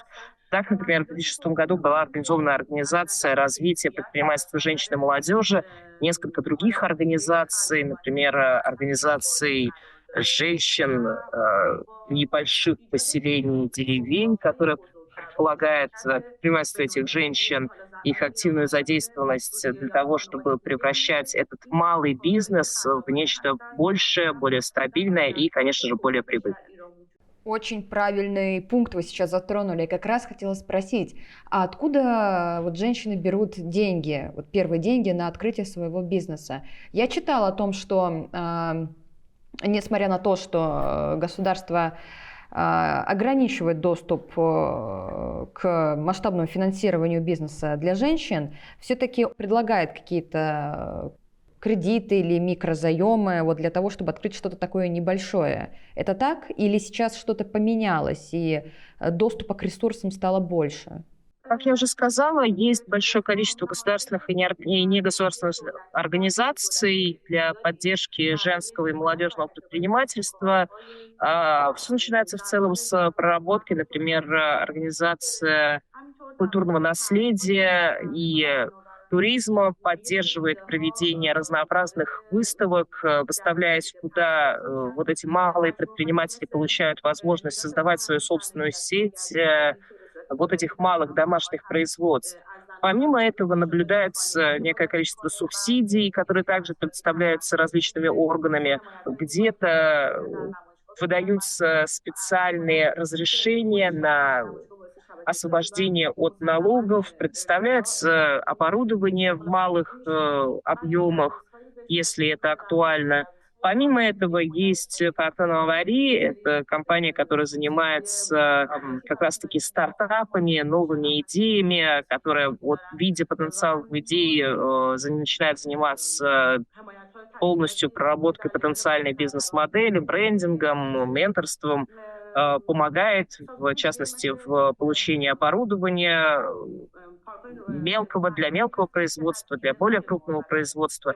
Нет, я не буду темнить. Безусловно, есть бюрократические сложности, и когда человек пытается выйти из вот этого малого предприятия и перейти на более высокий уровень для получения всех этих привилегий и субсидий, иногда приходится пройти достаточно тернистый путь, но люди, которые успешно преодолевают это, скажем так, перетерпев, могут спокойно добиться стабильного роста и дальнейшего развития. Бизнес в Иране это все-таки, неважно, женский ли бизнес, мужской ли бизнес, или в общем, это все-таки больше про вопреки. То есть, несмотря на внешние ограничения, какие-то внутренние ограничения, если мы говорим про женское предпринимательство, там, в виде каких-то социальных норм и установок, это все еще бизнес. То есть в нем развиваются и остаются, скажем так, сильнейшие, самые терпеливые и самые, наверное, заинтересованные. Вот вы, проделав такой долгий путь, достигнув таких высот, а они у вас немалые, вы можете сказать, что вы достигли успеха? Вы собой гордитесь, ну, в хорошем смысле слова, или есть у вас какие-то еще в этом плане цели, до которых вам хотелось бы дойти? Вы знаете, наверное, я скажу так. Конечно же, я рада, что я выбрала определенный путь. Я сначала пошла учиться по специальности, отучилась вот в этой сфере, по моде и одежде. Постепенно я выстраивала свои социальные контакты. И так вот постепенно, шаг за шагом продолжал двигаться в направлении, которое выбрала изначально. Почему я говорю, что я очень рада этому? Потому что, как вы знаете, иногда бывает так, что человек выбирает какую-то отрасль, профессию, начинает учиться, потом понимает, что это не его, уходит в другую отрасль, тратит деньги, энергии, силы для того, чтобы найти то, что будет приносить ему удовольствие и прибыль, но при этом сам ресурс остается потраченным. Конечно же, это достаточно сложный путь, и вот так вот найти себя — это не всегда просто. Я очень рада, что были люди, которые могли как-то меня наставлять, поддерживать. И, конечно же, на моем пути не все всегда было гладко. Напротив, это и иногда финансовые трудности, иногда трудности, связанные с бюрократическим препятствием. Но я шла по пути, который я себе наметила, выставив, скажем так, горизонт, относительно которого я двигалась и относительно которого я иду вперед. Довольна ли я этим? Да, безусловно. Рада ли я тому, чего я достигла? Конечно же, да. Но, понимаете, я думаю, что в первую очередь я хочу двигаться не только сама. Я хочу, будучи, так скажем, социальным предпринимателем, я хочу иметь возможность помогать молодежи и женщинам выходить на рынки, добиваться успехов, чтобы они также могли разделить со мной эту радость пройденного пути, чтобы они могли добиваться того, чего они хотят. И мой заключительный вопрос. Макса, что бы вы пожелали или посоветовали женщинам, которые только вот встают на путь предпринимательства в Иране? Ну, скажем так, я это могу назвать таким наставлением, что ли, советом. В первую очередь необходимо верить в себя и искать возможности, потому что мир, в котором мы живем, это мир, где возможности возникают ежесекундно. Необходимо сталкиваться с трудностями, ставить перед собой челленджи, потому что это позволяет посмотреть вокруг себя, оглянуться и найти те самые возможности. Никогда не надо бояться оступиться, потому что, делая что-то неправильно, как нам кажется, мы, напротив, находим тот самый правильный путь. И всегда стремиться к развитию профессиональных навыков, развитию личностному, получению новых каких-то знаний, потому что все это также, конечно же, поможет. Спасибо вам большое. за то, что стали частью этого интервью. Я уверена, нашим слушателям будет очень интересно узнать и про такую сторону Ирана. Я хотела бы вас поблагодарить за возможность поговорить о нюансах предпринимательства в Иране, женского предпринимательства. Я надеюсь, что наш разговор, что то, что мы обсудили, в будущем поможет сформировать прекрасное будущее для иранских женщин, для иранской молодежи, для выхода на международные арены контакты, для того, чтобы развиваться и развивать друг друга. Спасибо вам большое. То есть Может, бизнес-климат там... Да, недавно. Давайте это тоже учитывать. Там до этого все были традиционно. У кого-то было сельское хозяйство, Ну все да, сидели да. там. Это немножко по-другому. Не будем, как надо сказать, да, может быть, есть какие-то продукты, примерно, да, например, говорят, текстили, да, в Иране тысячелетний, у него как на история, но не значит, что он был такая масштабная у всех, как называется, был производство. А сейчас, примерно, да, у кого есть деньги, возможность, они спокойно открывают свой бизнес. Такого, как говорят, подхода еще, например, не знаю, там 20 лет назад. А власть помогает вот в открытии бизнеса? Слушайте, какое-то время, например, скажу вам так, например, 20 лет, 2 года назад или 3 года назад, примерно, да, был очень хорошо, как называется. Но последние 2-3-4 года все говорят, и сколько я говорю прямой с предпринимателем, не властным, если говоришь власть, то говорят да, скажу там по-честному, да. А если говорим вот предпринимателям, которые мы обсуждаемся, да, я постоянно с ними в контакте, они говорят, нет, последние 2-3 года реально нам не помогает, наоборот, нас... Прессует. Да.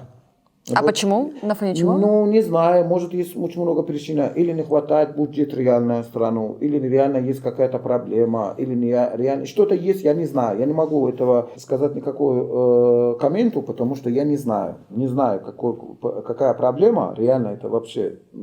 Но много предпринимателей в последнее время говорят, у нас что-то не так. Раньше, примерно, я знаю, кто экспортировал, им было вознаграждение из государства даже был. Сейчас говорят, такого нету. Есть очень редко, просто мало-мало.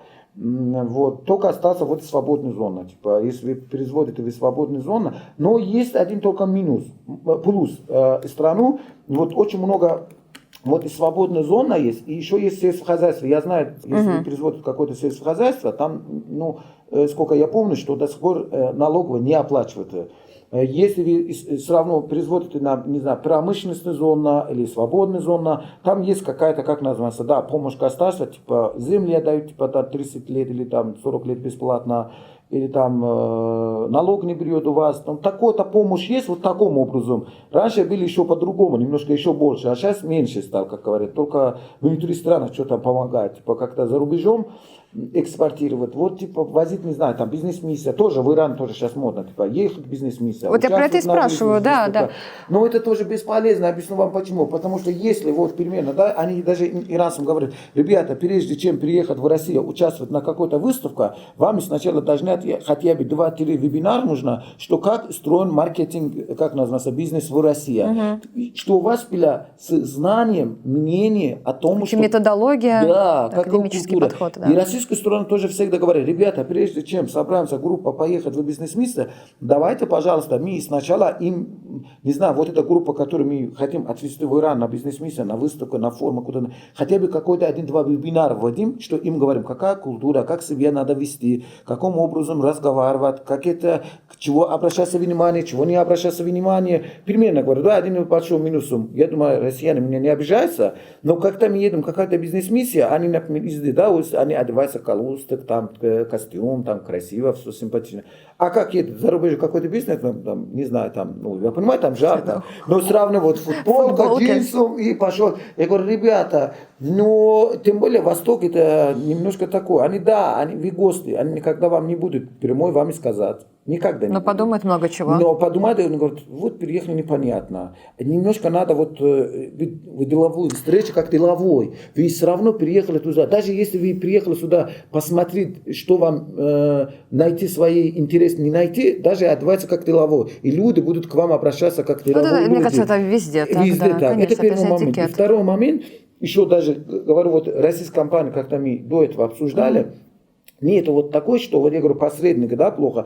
Вот что, почему вот хорошо, когда вот это поставщик и покупатель прямой связи. Поставщик спокойно может давать, вот это моя компания, вот это код ННМ, пожалуйста, у меня оборот, у меня растет, а он тоже покажет свои, понимаете? И они знают, потому что все равно все компании, когда, например, 20 лет в рынке, 30 лет в рынке, его вот это имидж очень важно, поверьте. И Восток важно, и в России важно, везде важно, потому что это гордость, я не буду его испортить, неважно, за какой-то, не знаю, там деньги, я не буду испортить, ну ладно, даже если плохо, я оплачиваю, или с ним как-нибудь договорюсь, или даже нужно буду судиться, но все равно не буду его кидать, и не отвечать телефон. И это есть, понимаете, это момент, который есть, все знают, и это работает везде, и в Востоке, и в России, а вот это посредник, конечно, он непонятный человек, у него нету никакая марка бренда, у него не важно, у него там 2 года работает в компании, ну ладно, закроет и вторую компанию откроет. Понимаете, вот этого есть, и это дает плохой миф о том, что они все боятся. Они говорят, вот это будет. И это дают вот этого плохое мнение, неважно, от иранской стороны, из российской стороны, ну, неважно, вот этого плохого, вот это есть. Поэтому я всегда говорю, я не говорю посредник плохо, я говорю посредник хорошо, если свои дела сделать правильно. Если даже, сейчас, например, недавно вот, не буду сказать, но мне звонили, спросили, почему упал вот этот товарооборот. Я говорю, потому что вот один из этого большой проблемы из-за того, что очень много не понимая посредники, которые непонятно не знают, типа бизнес-миссия, не знаю, ну ладно, 1-2 раза бизнес-миссия нормально. Когда начало вот открылся Иран-Россия, можно даже тупо возить группу, отвезти в Иран. Это нормально. Почему? Потому что люди должны знать. Ну, общаться они тоже должны, да. Общаться, это нормально. И оттуда приехали тоже должны общаться, познакомиться. Это норм, это наоборот даже хорошо. А потом, неважно, все равно, хотим, не хотим, говорим, как называется, искусственный интеллект и так дальше, все равно вот сарафанное радио работает, поверьте мне. Предприниматели все друг друга знают. Они сразу говорят, о, мы ездили в Иран, вы этого из Китая покупаете? О, я в Иране видел, его в Иран тоже производят. Кстати, я поговорил, у нас в принципе все нормально, давайте обсуждаем с ними. Они все равно предприниматели со всеми, они все из разных клубов, разных ассоциаций, они будут друг с другом общаться, они говорят, да, мы ездили туда, какие-то продукты видели, можно с ними обсуждаться, и это реально помогает. Ну, это хватит, ребята, 3 года. Хватит. А что вы думаете по поводу вот этого вот недавнего преференциального соглашения между ЕАЭС и Ираном? Это способствует увеличению товарооборота? Я думаю, да. Не только да, и я думаю, вообще действительно он будет работать. Почему? Потому что он будет выступать в силе с апреля после Нового года Ирана, потому что из Ирана тоже его официально дали, как называется, указ по вступлению в силу, он недавно. И из апреля месяца будет выступать сила, это закон, и реально он очень сильно помогает, потому что реально в Иране есть очень много. Во-первых, давай учитываем, например, Китай, есть Россия, да? С Китая любой товар, если возить, он будет 40-45 дней идет. Любой покупатель, ну, рынок каждый день обновляется, поверьте мне. Вот 40 играет большую роль. Да, может, иранцы и так сильно, как называется, не как китайские, да, как говорят, китайские все шустрые, да, быстро все вот организуют, быстро дают цену, быстро дают на каталог, быстро дают фото. Но иранцы еще, я говорю, из-за того, что были закрыты страны, они еще не знают вот этого, как называется, международная работа, немножко не закрыта, но ничего страшного нету, их можно быстро научить и сказать, ребята, вот это надо. Вот это МТК Север-Юг разве не способствует тому, чтобы Иран открывался? Да, он тоже, вот это как раз, да, тоже вот один из самых больших тоже влияний тоже помогает, потому что все равно товар через транзит будет реализован. И это тоже, кстати, помогает. И из-за того, что вот любой товар из любого точка Ирана возить в Россию, максимум идет неделя, поверь мне, до Москвы, на фуру. Или даже железная дорога из Астара до Москвы, даже недавно какие-то товары мы хотим возить, и они недавно строили очень экспресс этого вагона между Россией и Ираном. 7 дней. Понимаете, это вообще круто. Второй момент. И еще товар возить из Ирана не будет платить пошлина. Почти на 93% товара не будет беспошлино товар. Понимаете, это как сильно помогает. И только платит НДС. И это упрощает, как называется, систему покупки товаров. И я понимаю, очень много даже компаний, которые ездили в бизнес-миссии, которые интересовали Ираном, даже ничего не покупали. И, поверьте мне, они все равно после вот этого вступления этой силы, они все равно обновляют свои вот этого компании, они обязательно сами самостоятельно поедут, поговорит, и они начинают покупать. Почему? Потому что они все поставили точками и знают. Все. У меня даже есть вот 2-3 компании, они говорят, нет, давайте вступать в силу, я знаю, больше нету, я хочу после апреля возить этот товар. Реально, вот 3 компании стоят в очереди. Первый момент, надо учитывать, с Ираном только по белому работать. Ребята, вот это не Китай, это не Турция, это не Узбекистан, карго не работает.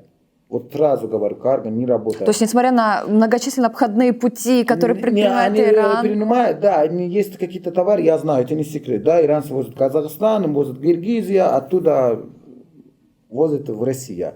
Прямой нету карго. Нету. Но вот, например, лог промышленный, да, например, вот джинсов, давайте скажем так. Если его возить в, как говорят, Киргизия или Казахстан, потом оттуда возить в Россию, он дорого обойдет автоматически. Даже если не платить НДС пошлина. Почему? Потому что цена растет там. Вы знаете, сколько обходная дорога, которую надо платить на транспорт. Он же бесплатно не будет дойти. Давайте по-честному. Да. А если покупать большим объемом, контейнерами или фурами, да, Иран отлично. Отлично. Почему? Потому что реально. И второй момент есть плюс.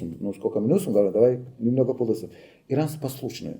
Реально. Если и знать их вот этот язык, я имею в виду не персидский язык, имею в виду язык торговые с ними, они послушные, они не как турки, да, например, мы когда из Турции возили товар, примерно какие-то товары, нам надо поставить там честный знак. Они говорят, нет, все русские покупают так, а почему вам нужно поставить честный? Говорят, ребята, это на законодательство требует, так надо поставить. Нельзя. А иранцам, когда мы тоже маркируем, когда им говорим, они говорят, ребята, их даже вот жестко, да, мы их жестко контролируем, я понимаю, надо их жестко контролировать. Ребята, это такое, если будут так, мы этот товар полностью возвращаем к вам, предупреждаем. Они послушают, они внимательно его клеят, что не была, не дай бог, не какая-то проблема. И это плюс, понимаете? Если и знать вот это понимание, они послушают. А многих русских привыкли, как Европа работает. Типа, мне дали вам, как называется, вот этого пишут, что задачи 1, 2, 3, 4, отнимают иранцы читают. Иранцы не читают. Даже контракт отправляется иранцам, они не читают. Они просто подпись печать поставят, отправляют вам. А потом как-то им говорят, ребята, там есть пункт такой, такой. Они говорят, а мы вообще не читали, а где? Они не читают контракт, ребята, надо это учитывать. Иранцы, не только иранцы. Вот так без опыта и не поймешь, что человек не читает. Вот ближневосточные люди к документам относятся очень лояльно, к сожалению. Обязательно 1000 раз надо перепроверять. 1000 раз надо проверять. Но многих русских тоже виноват, потому что они думают, они привыкли, когда европейцы, я отправляли, они так не работают. Ребята, 100 раз надо перепроверять, 100 раз надо сказать, типа, отправляйте меня инвойс, я посмотрю. Ну, потом сказать, это инвойс не подходит. И второй, нет, ребята, сразу отдайте образец, пусть они сразу сделают, вам отправляют. Все, проблема решена. Вот нам, прежде чем перейти ко второй части нашей программы, к межкультурным коммуникациям, я задам вот резюмирующий вопрос. Ибрагим, вы скажите, стоит ли выходить на рынок Ирана российским предпринимателям? Да, стоит. 100%. Не страшно? Бояться не нужно? Не нужно бояться, не нужно. И даже нужно выйти на иранский рынок. Поверьте мне, вот иранский рынок очень привлекательный рынок. Не только иранский рынок. Благодаря иранский рынок, вы очень большой объем восточного рынка вы будете как нас контролировать. Вы знаете, самый большой товарооборот сегодня Иран и Ирак, Афганистан. Очень большой объем покупают. Иран очень много товаров экспортирует в свои вот, африканские страны. У Ирана очень много там есть производства, земля и так дальше. Они умеют торговать, потому что близко к их культуре. Их культура, поверьте мне. Поэтому вы, если будете, например, не знаю, там, упаковать или там, не знаю, там, собрать свои товары, например, я говорю, вот эта свободная зона, поверьте мне, вы не автоматически не будете только в иранском рынке, вы автоматически попадете в все ближневосточные рынки и автоматически попадете в большинство, как называется, африканских стран. Будет вот Пакистан, будет Афганистан, будет Ирак, как называется, ближний. Вы полностью контролируете почти ваши продукты автоматически. Почему? Даже если вы не будете как экспортировать, найдет какой иранец, который работает хорошо, будет у вас покупать товар, продавать им. И это стоит. Не только стоит, это нужно. Это то, что которое реально россияне не знают. Не надо бояться. Поверьте мне, Иран не страшно. Если посмотреть внутри страны, он не только это не страшно, это очень привлекательно даже. Просто надо знать язык бизнеса иранцев. Не имеет прецизии, язык бизнеса это другой. Это язык бизнеса у Ирана другой. Не только Ирана, у Ближнего Востока другой. У России свои вот, культура бизнеса, да, у Ирана, поверьте, свой. Если зайти с ними, работа с иранцем, найти доверенные компании. Они видят доверенные компании, поверьте мне, они очень сильно будут доверять, они будут полностью масштабно с вами будут работать. Просто нюансы надо иранцам, я говорю, еще раз повторю. Тогда все будет шикарно и никакой проблемы даже не будет. Вот об этом мы как раз сейчас поговорим. Переходим к культурно-межкультурной части нашей программы. Поговорим про бизнес-этику с экспертом по бизнес-этике, с Мариной Джаши. Марина, здравствуй. Очень рада тебя видеть. Мы с Мариной знакомы давно. Потрясающий эксперт по межкультурным коммуникациям. Давно хотела ее пригласить куда-нибудь.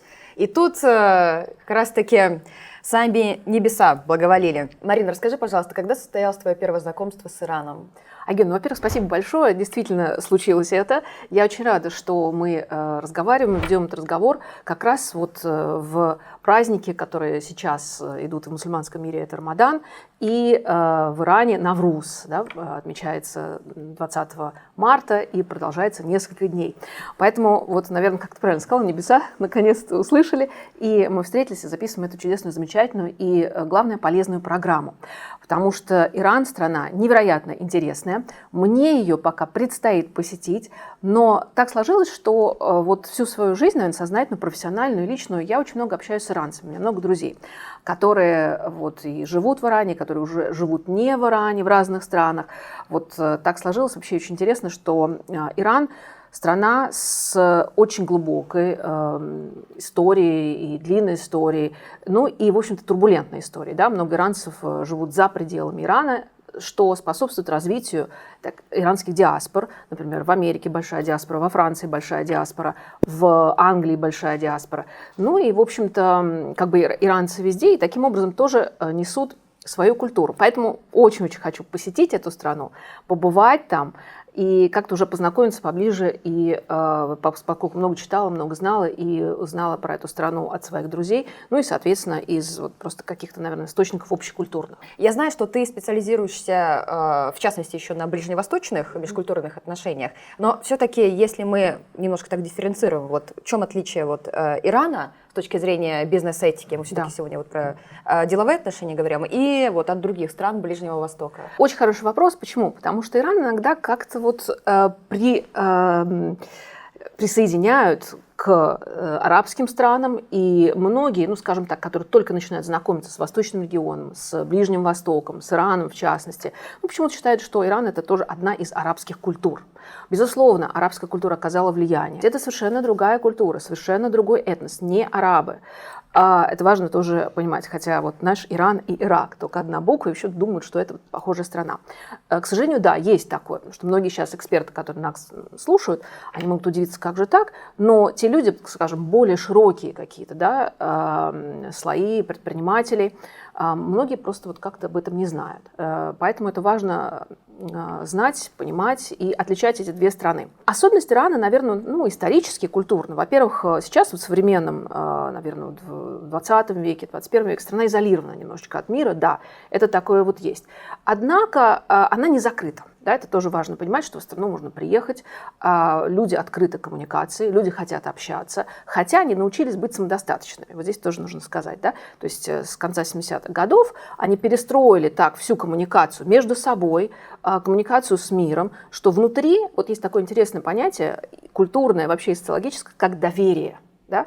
Внутри очень большой, высокий уровень доверия друг к другу, свой, чужой, к своему доверие, к чужому доверие нужно заработать, доверие это нужно как-то завоевать. Предприниматели, которые приезжают в Иран, должны тоже это понимать, что прежде всего, чтобы вступить на эту землю, чтобы познакомиться с иранскими предпринимателями, бизнесменами, нужно немного рассказать о себе, кто вы. И вы знаете, что интересно, что первая волна вот разворота на восток, она дала очень многое в плане того, что в плане неудачных контактов. Почему это хорошо? Потому что люди стали задумываться, что они делают не так. И стали учиться. Те, кто серьезно настроен на бизнес с Востоком, на развитие каких-то связей, они стали думать, так, а где мы можем исправить свои ошибки? Давайте мы пойдем заново, но уже более подготовленными. Те, кто получил свой первый неудачный опыт и понял, что нет, наверное, это не мое, они ушли. То есть таким образом вот этот опыт отсеял. А по соотношению каких людей больше? Трудно сказать, потому что дело в том, учится что... на ошибках? Ну, те, кто, наверное, настроен на успех. Вот если вы хотите добиться успеха, хотите делать бизнес, да, чтобы быть успешным, часто спрашивают, такой задают вопрос, нужно хотеть быть в Иране. Все. Я хочу делать бизнес с иранцами. Мы говорим про доверие. А как его сформировать? Вот почему не успех был? Потому что многие предприниматели шли свысока. Вот сейчас я с ноги открою дверь, потому что там Иран. Слушайте, как будто вас не ждут. Вот это правда, но вас там не ждут, потому что санкции наступили здесь. И тут стали предприниматели крутиться, вертеться, что делать, как выживать, как вообще держаться на плаву. Там уже все отлажено. Да, там свои проблемы, там сложности. Но они живут. Тут пришли какие-то люди, что они хотят. Значит, вы должны не с позиции того, что смотрите, кто вы, тут мы, и давайте делать с нами какой-то бизнес. А чем вы можете быть полезны тому обществу? Рассказать, что, смотрите, сотрудничая с вами, для вас выгода заключается в том-то, в том-то, в том-то. Конечно, нужно понимать и свои тоже выгоды, да? Для чего мы идем в Иран, или для чего мы хотим что-то там продавать, или что-то оттуда покупать, привозить в Россию.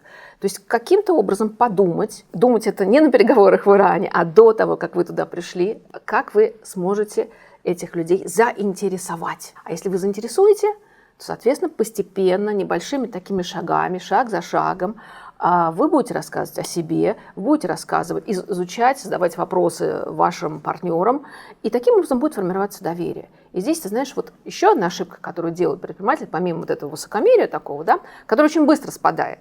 Потому что все улыбаются, восточные люди, они всегда гостеприимны, дружелюбны. Мы сейчас поговорим тоже про такой элемент коммуникации, как Таров, да, такой фасад. Да. Но внутри они могут подумать, слушай, нет, больше я не хочу с этим людьми ничего общего иметь. И также красиво вас проводят, подарят вам подарки. Вы будете думать, как классно, как все здорово, все вообще, сейчас мы все подпишем, все продадим, все купим. Нет.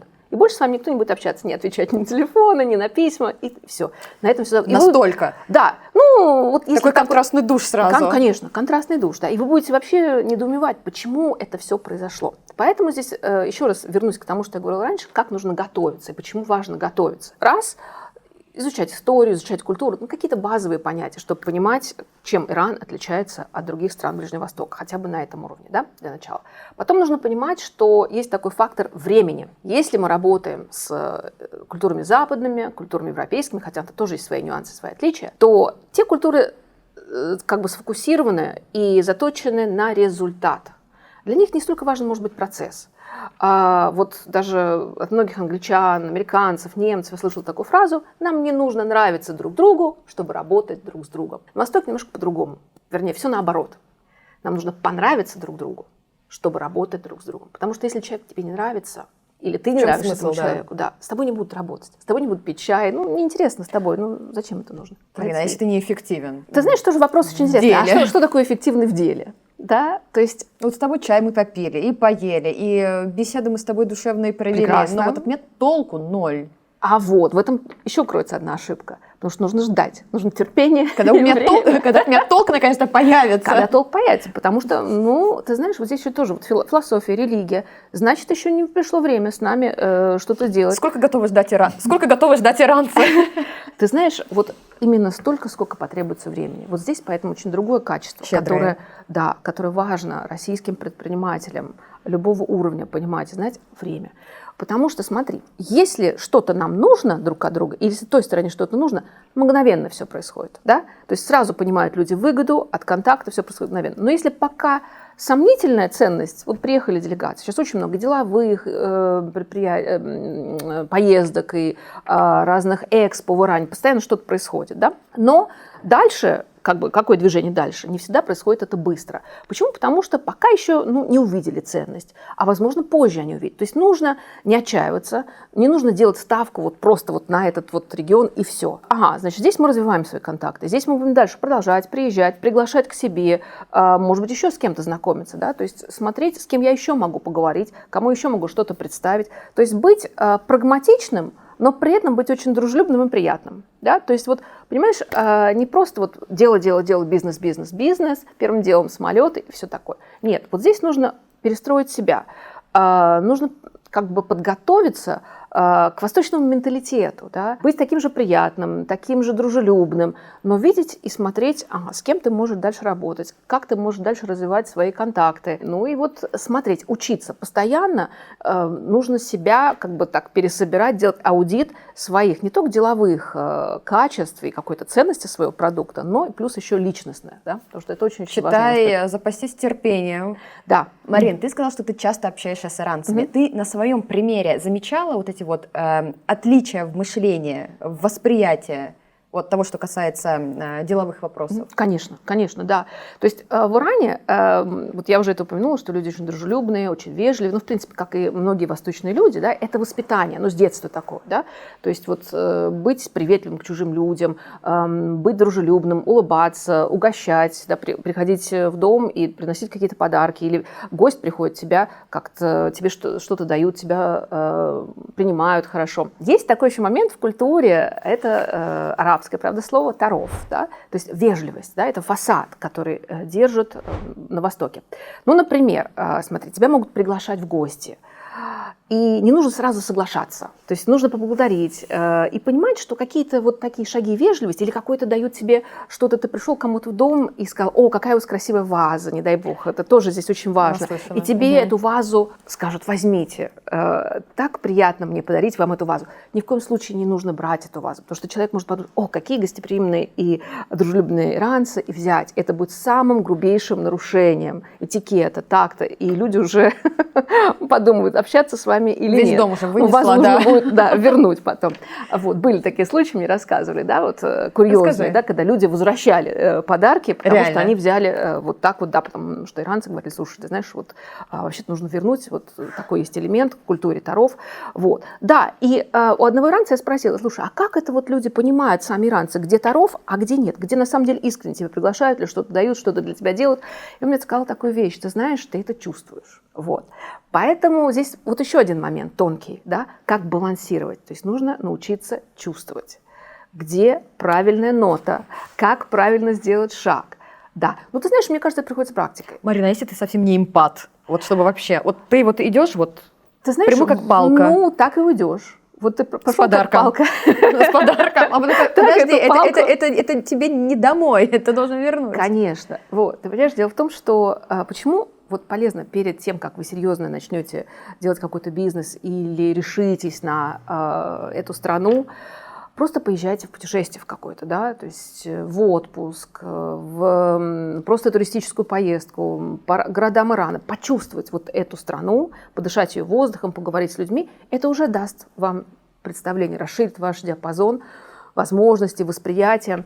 Я бы еще посоветовала поездить по Кавказу, да, вот российские регионы, тоже вот Кавказ, плюс Средняя Азия, да, пообщаться там с людьми. Это будет такое первое знакомство с восточной культурой, потому что там тоже все это есть. Если мы говорим, допустим, терминами межкультурной коммуникации, есть такое понятие, как контекст, высокий контекст и низкий контекст.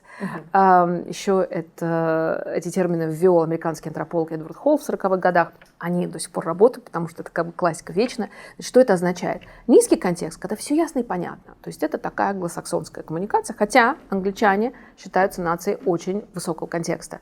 То есть нужно говорить между строк, читать между строк, понимать, что тебе говорят между этих строк. Да? Вот. Восточная коммуникация, соответственно, вдвойне, если не втройне. Да? То есть нужно, если тебе улыбаются, если тебя дружелюбно принимают, это еще пока может ничего не значить. Да? Это прекрасно, это хорошо, тебе тоже нужно оплачивать таким же гостеприимством, таким же дружелюбием, но дальше нужно внимательно смотреть. А как тебе сказали, да? Может быть, иншалла, да, то есть вот, ну, вот как получится, так получится, будет возможность сделать. Это практически значит, ну, не сразу. А как это вяжется вот в деловом общении, вот в процессе, когда ты вот выстраиваешь бизнес с иранским партнером? Ты понимаешь, дело в том, что, опять же, нужно зондировать почву, нужно понимать, насколько иранский партнер готов. Если партнеры готовы, все происходит очень быстро. Если они хотят с вами, они мгновенно все это сделают. Ну, это всегда это в жизни так вот происходит. А так вот просто смотреть, ждать, общаться, наводить справки, общаться с людьми. Вот, кстати, вот другой момент интересный, да, вот про нетворкинг мы говорим. Многие иностранцы замечают, что российские бизнесмены, предприниматели, ну, не очень сильны в этом нетворкинге, да, small talk и нетворкинг. Вот small talk, кстати, вот, да, вот Таров то же самое, да, это вот такие вот вежливые фразы, ни к чему тебя не обязывающие, но они создают некую такую приятную атмосферу. Многие русские сразу говорят, ну как же так, это же все лицемерие, вот почему нельзя все сразу вот так вот сказать напрямую, хочу, не хочу, и все, мне станет ясно, я не буду тратить время. С этим нельзя спорить, и не нужно спорить, потому что тратите на это время. Лучше перестроить себя и тоже так же начать умело, красиво общаться, и вот представлять себя с такой вот позитивной стороны. Как-то на одном из тренингов мне одна женщина сказала, это был тренинг с Турцией, которая как бы считается более-менее нам понятна, потому что много контактов, туризм развивается, все. И она сказала такую вещь, женщина, вы знаете, как только я стала ездить в Турцию на предприятия, ко мне стало больше уважения и доверия, потому что люди увидели, что да, мне действительно интересно. То есть мужчины, с которыми я общалась, руководители, это был какой-то, по-моему, завод или производственное предприятие, они увидели, что не просто сидит там какая-то дама в Москве и пишет им электронную почту и по телефону с ними общается, а это человек, да, действительно, она каждый месяц приезжала со своей какой-то миссией деловой, общалась с каждым сотрудником, и она такую вещь сказала, а можно без вензелей?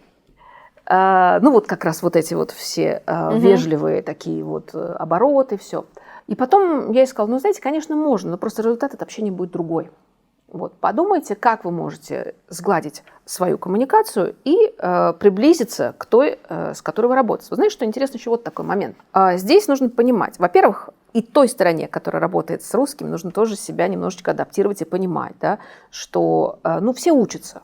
Все учатся, и если им хочется делать бизнес-развитие, они тоже будут очень быстро учиться и, может быть, быстрее отвечать на какие-то запросы, быстрее реагировать и так далее.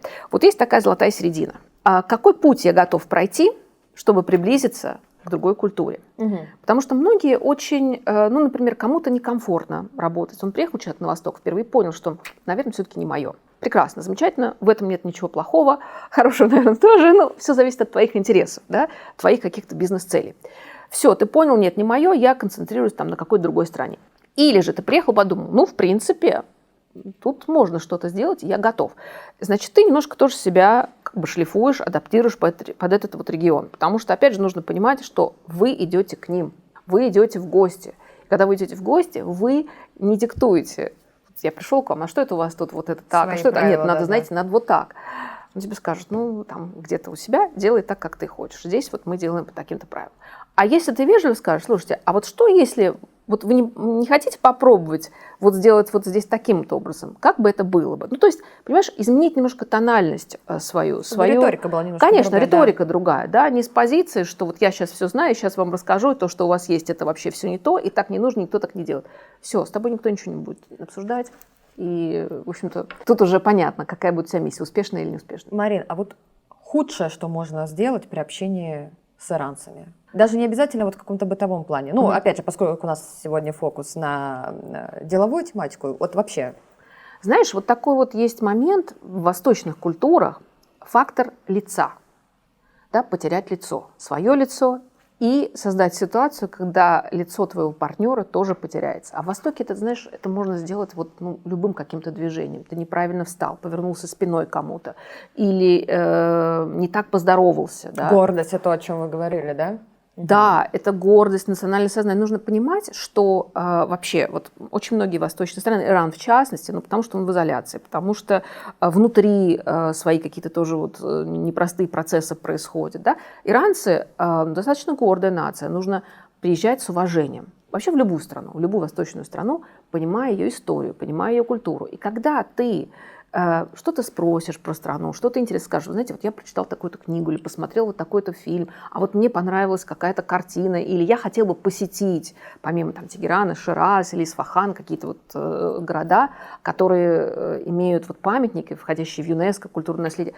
И люди же думают, да, то есть это не какой-то там непонятный иностранец, как, знаешь, бизнес-турист. Да, это человек, которому действительно показать, что тебе интересно, и делать это искренне. А если же, вот ты задала вопрос, что такое можно сделать, чтобы Вот это как раз разругаться. ровно наоборот. То есть показать какое-то неуважение, что тебе неинтересно, что, например, тебя угощают каким-то блюдом, ну, ты начинаешь говорить, что, ну, ой, нет, вы знаете, я там на диете, мне это не интересует, мне это как-то вот это.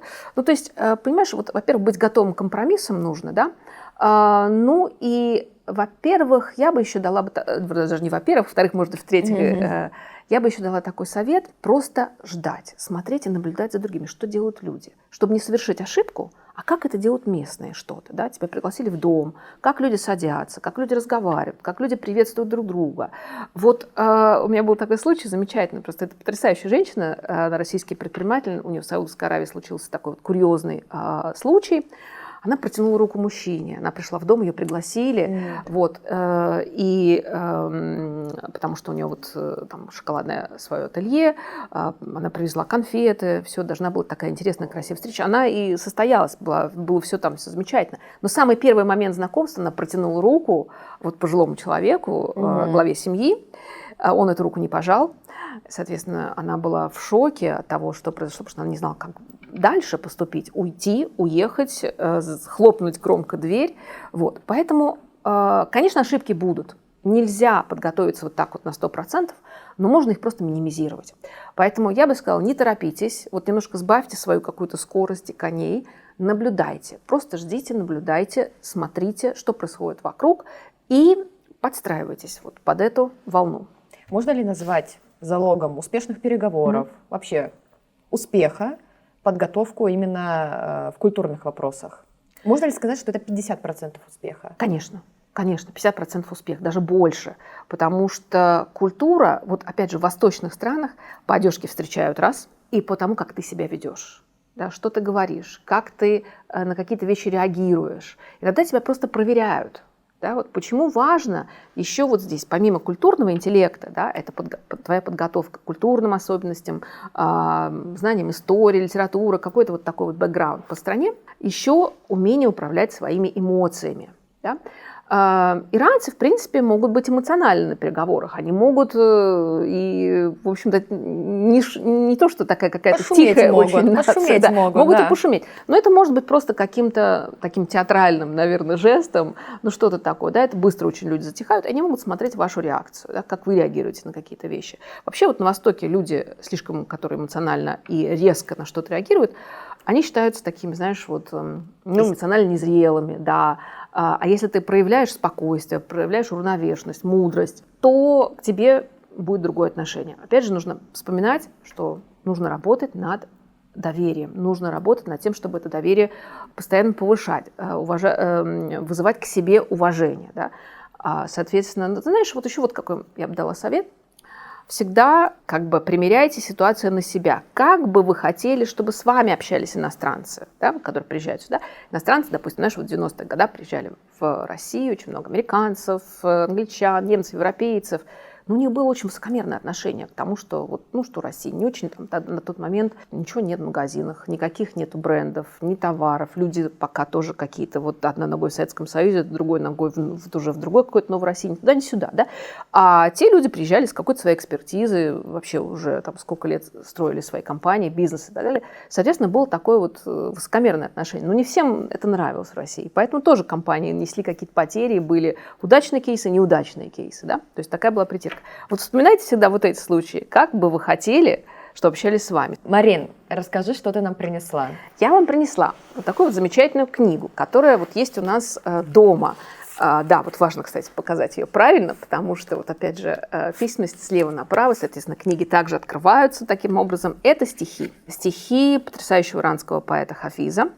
Он практически есть во всех иранских домах, Ибрагим поправит, если не так. И эта книга не случайно здесь оказалась, она у нас дома уже много лет, здесь прекрасные красивые иллюстрации. И ее ставят вот на стол, на новогодний стол, это хатсин в Иране, поскольку вот сейчас Навруз. И по этой книге у нас идут гадания. Как бы открывается книга, строчка находится из стихов, и читается вслух, и, соответственно, потом интерпретирует предсказания. Вот я принесла ее для Ибрагима, он нам почитает красивые иранские стихи, мы послушаем, как звучит фарси, персидский язык, ну и подумаем, что там за предсказания, попытаемся, наверное, как-то это интерпретировать, раскрыть, и что нам ждать. Это, кстати, импровизация, да, это сейчас очень интересно, Марина, очень красивый подарок. Ибрагим, почитайте нам. Да, конечно. Как, что нужно сделать? Кто-то должен открыть? Давайте, пройдем. Как- Вот да, рассказывайте какая нам, процедура, как да. вы это делаете, поскольку у нас вот настоящий Я ранец. так сильно не умею гадаться, сначала какие-то слова обязательно. Но говоря, сначала вы думаете о своем желании, которое есть в себе, и потом какую-то страницу, выбираете. А потом нужно будет сказать это желание или Не нет, надо не сказать надо? у себя. Это же желание. Хорошо. Без Да. желания. И вот так открываю, Вот да? отсюда выбирайте какой-нибудь. Давайте так. Это оригинальная книга? Оригинальная написано, книга, да. Ой, ну. Сложно, но я постараюсь читать. Сейчас это Давайте. Таров, это уже пошел Таров. Нет, Сложно, это не но... Таров. А, это не Таров, хорошо. Нет, объясню почему. Потому что стихи все написано на очень древних языках. Мы даже в школе, когда изучаем, обязательно нам придется его переводить на современном языке. Потому что реально это не по современному языку. Понятно. Это сейчас такой древний, это не да? современный, да. Поэтому давно я не читал, и скажу Так. честно, это не Таров, это реально факт. И поэтому я немножко, если ошибаюсь, кто-то мне слышит, пожалуйста, сразу прошу прощения. Простите его заранее. Да, заранее, реально прошу прощения. بیاد کشتی ما در شرط شراب انداز خروش و ولوله در جان شیخ و شاب انداز مرا به کشتی باده درفتند ای ساقی که گفتند نیکویی که نیکویی کن و در آب انداز ز کوی میکده برگشتم ز راه خطا مرا دگر ذکرم در ره ثواب انداز به یار زاران می گلرنگ مشبوی جامی شرار رشک و حسد در دل گلاب انداز به نیم شب اگرت آفتاب می باید زردی دختر گلچهره روزنگاب انداز اگر که مست و خرابم تو نیز لطفی کن نظر بر این دل سرگشته خراب انداز مهل که روز وفاتم به خاک بسپارند مرا به میکده بر در خم شراب انداز ز جور چرخ چو حافظ به جان رسید دلت به سوی دیو مکن ناوک شهاب انداز. Короткое объяснение о тому, что сказать переводить. Вы сделаете добро дела, бросите вода, как называется, забудьте. Короче, вы сделаете добро и забудьте про этого. Не обижайтесь. Видимо, вы сделаете какие-то добро, вас кто-то может обижать, кто-то у вас завидит, как говорят. Вы все равно дальше сделаете свою доброту. Не обижайтесь, не бросьте вот эту доброту, которая у вас есть в душу. Если у вас кто-то обидел, кто-то вас завидит, кто-то вам сделал плохо, ну просто не обидите на них и бросите вот этого злой, мисс, который его же внутри, и все равно дальше вести, как называется, доброту. Все равно, в конце концов, у вас все будет хорошо. Это хорошо. Вот так вот. Спасибо. Ибрагим, спасибо большое, что прочитали.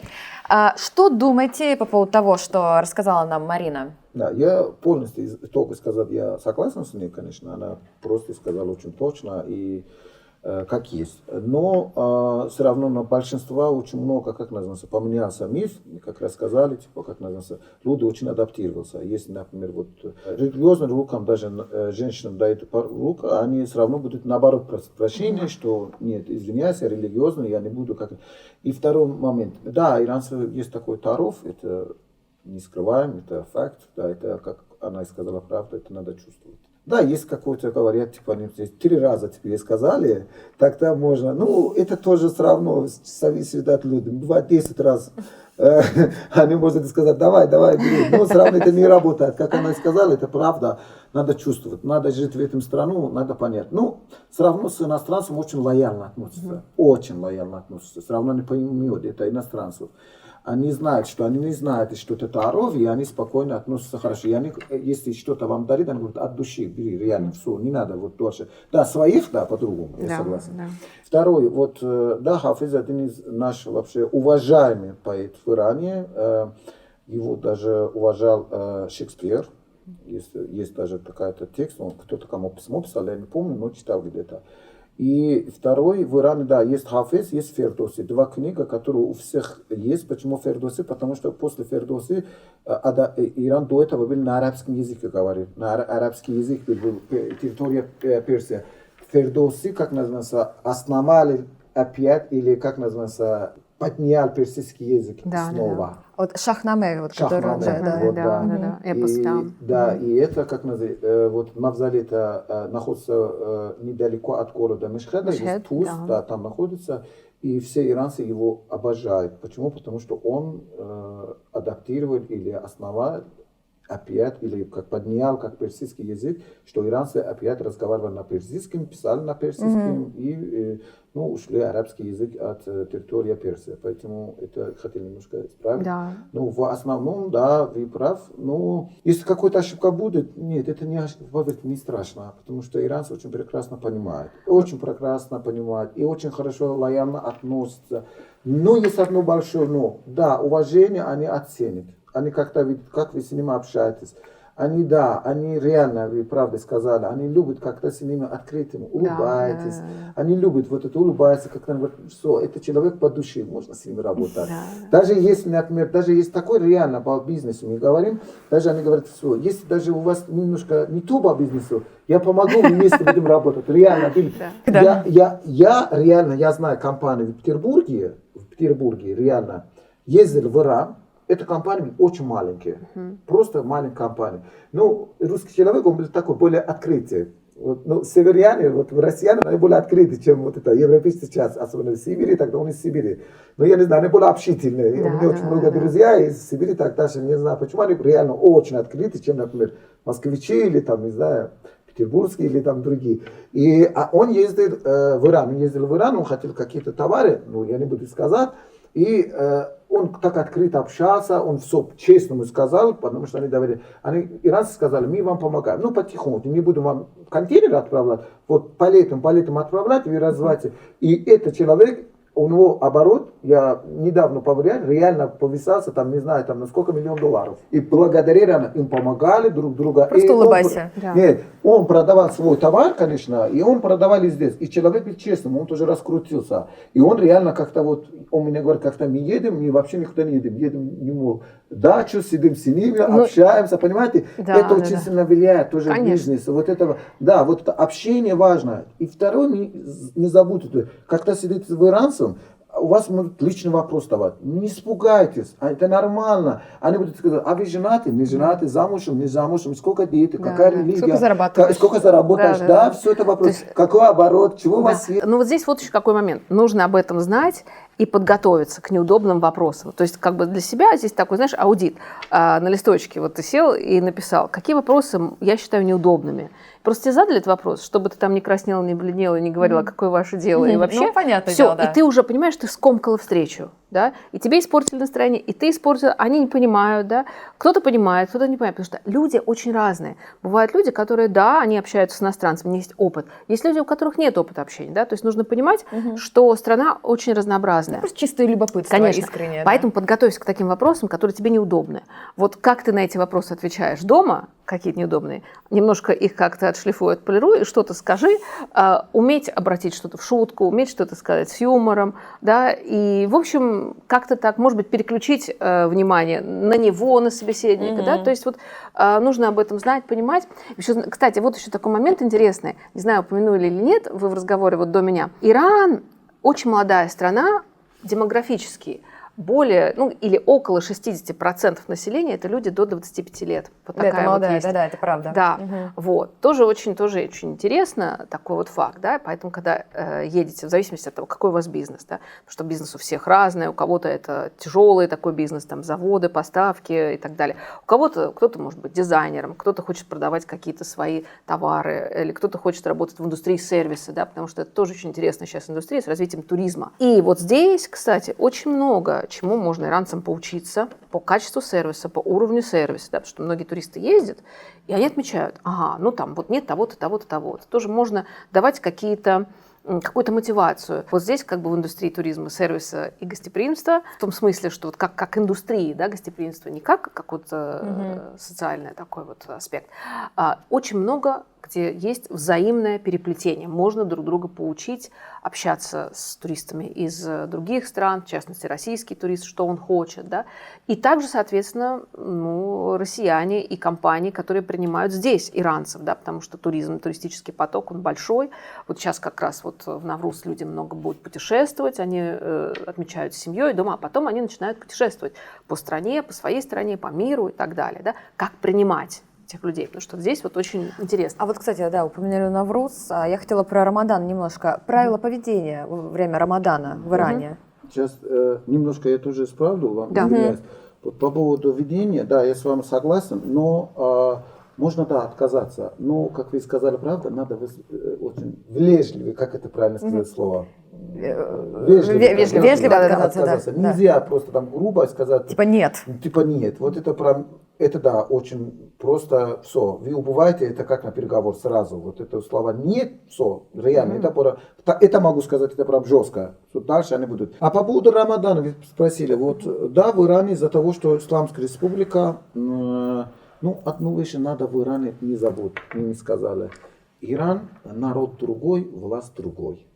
Это надо учить. Ведь никто вам это не будет сказать, но пусть я гражданин России, пусть меня потом критикует, ничего. Как удобно, как хорошо. Да.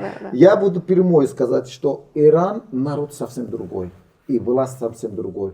То имидж, который покажет власть, это не народ, поверьте мне. Пусть они говорят нет, но я по факту скажу. 80% народ Ирана очень сильно отличает и даже может даже не поддерживать то законодательство, которое власть, как называется, диктует им.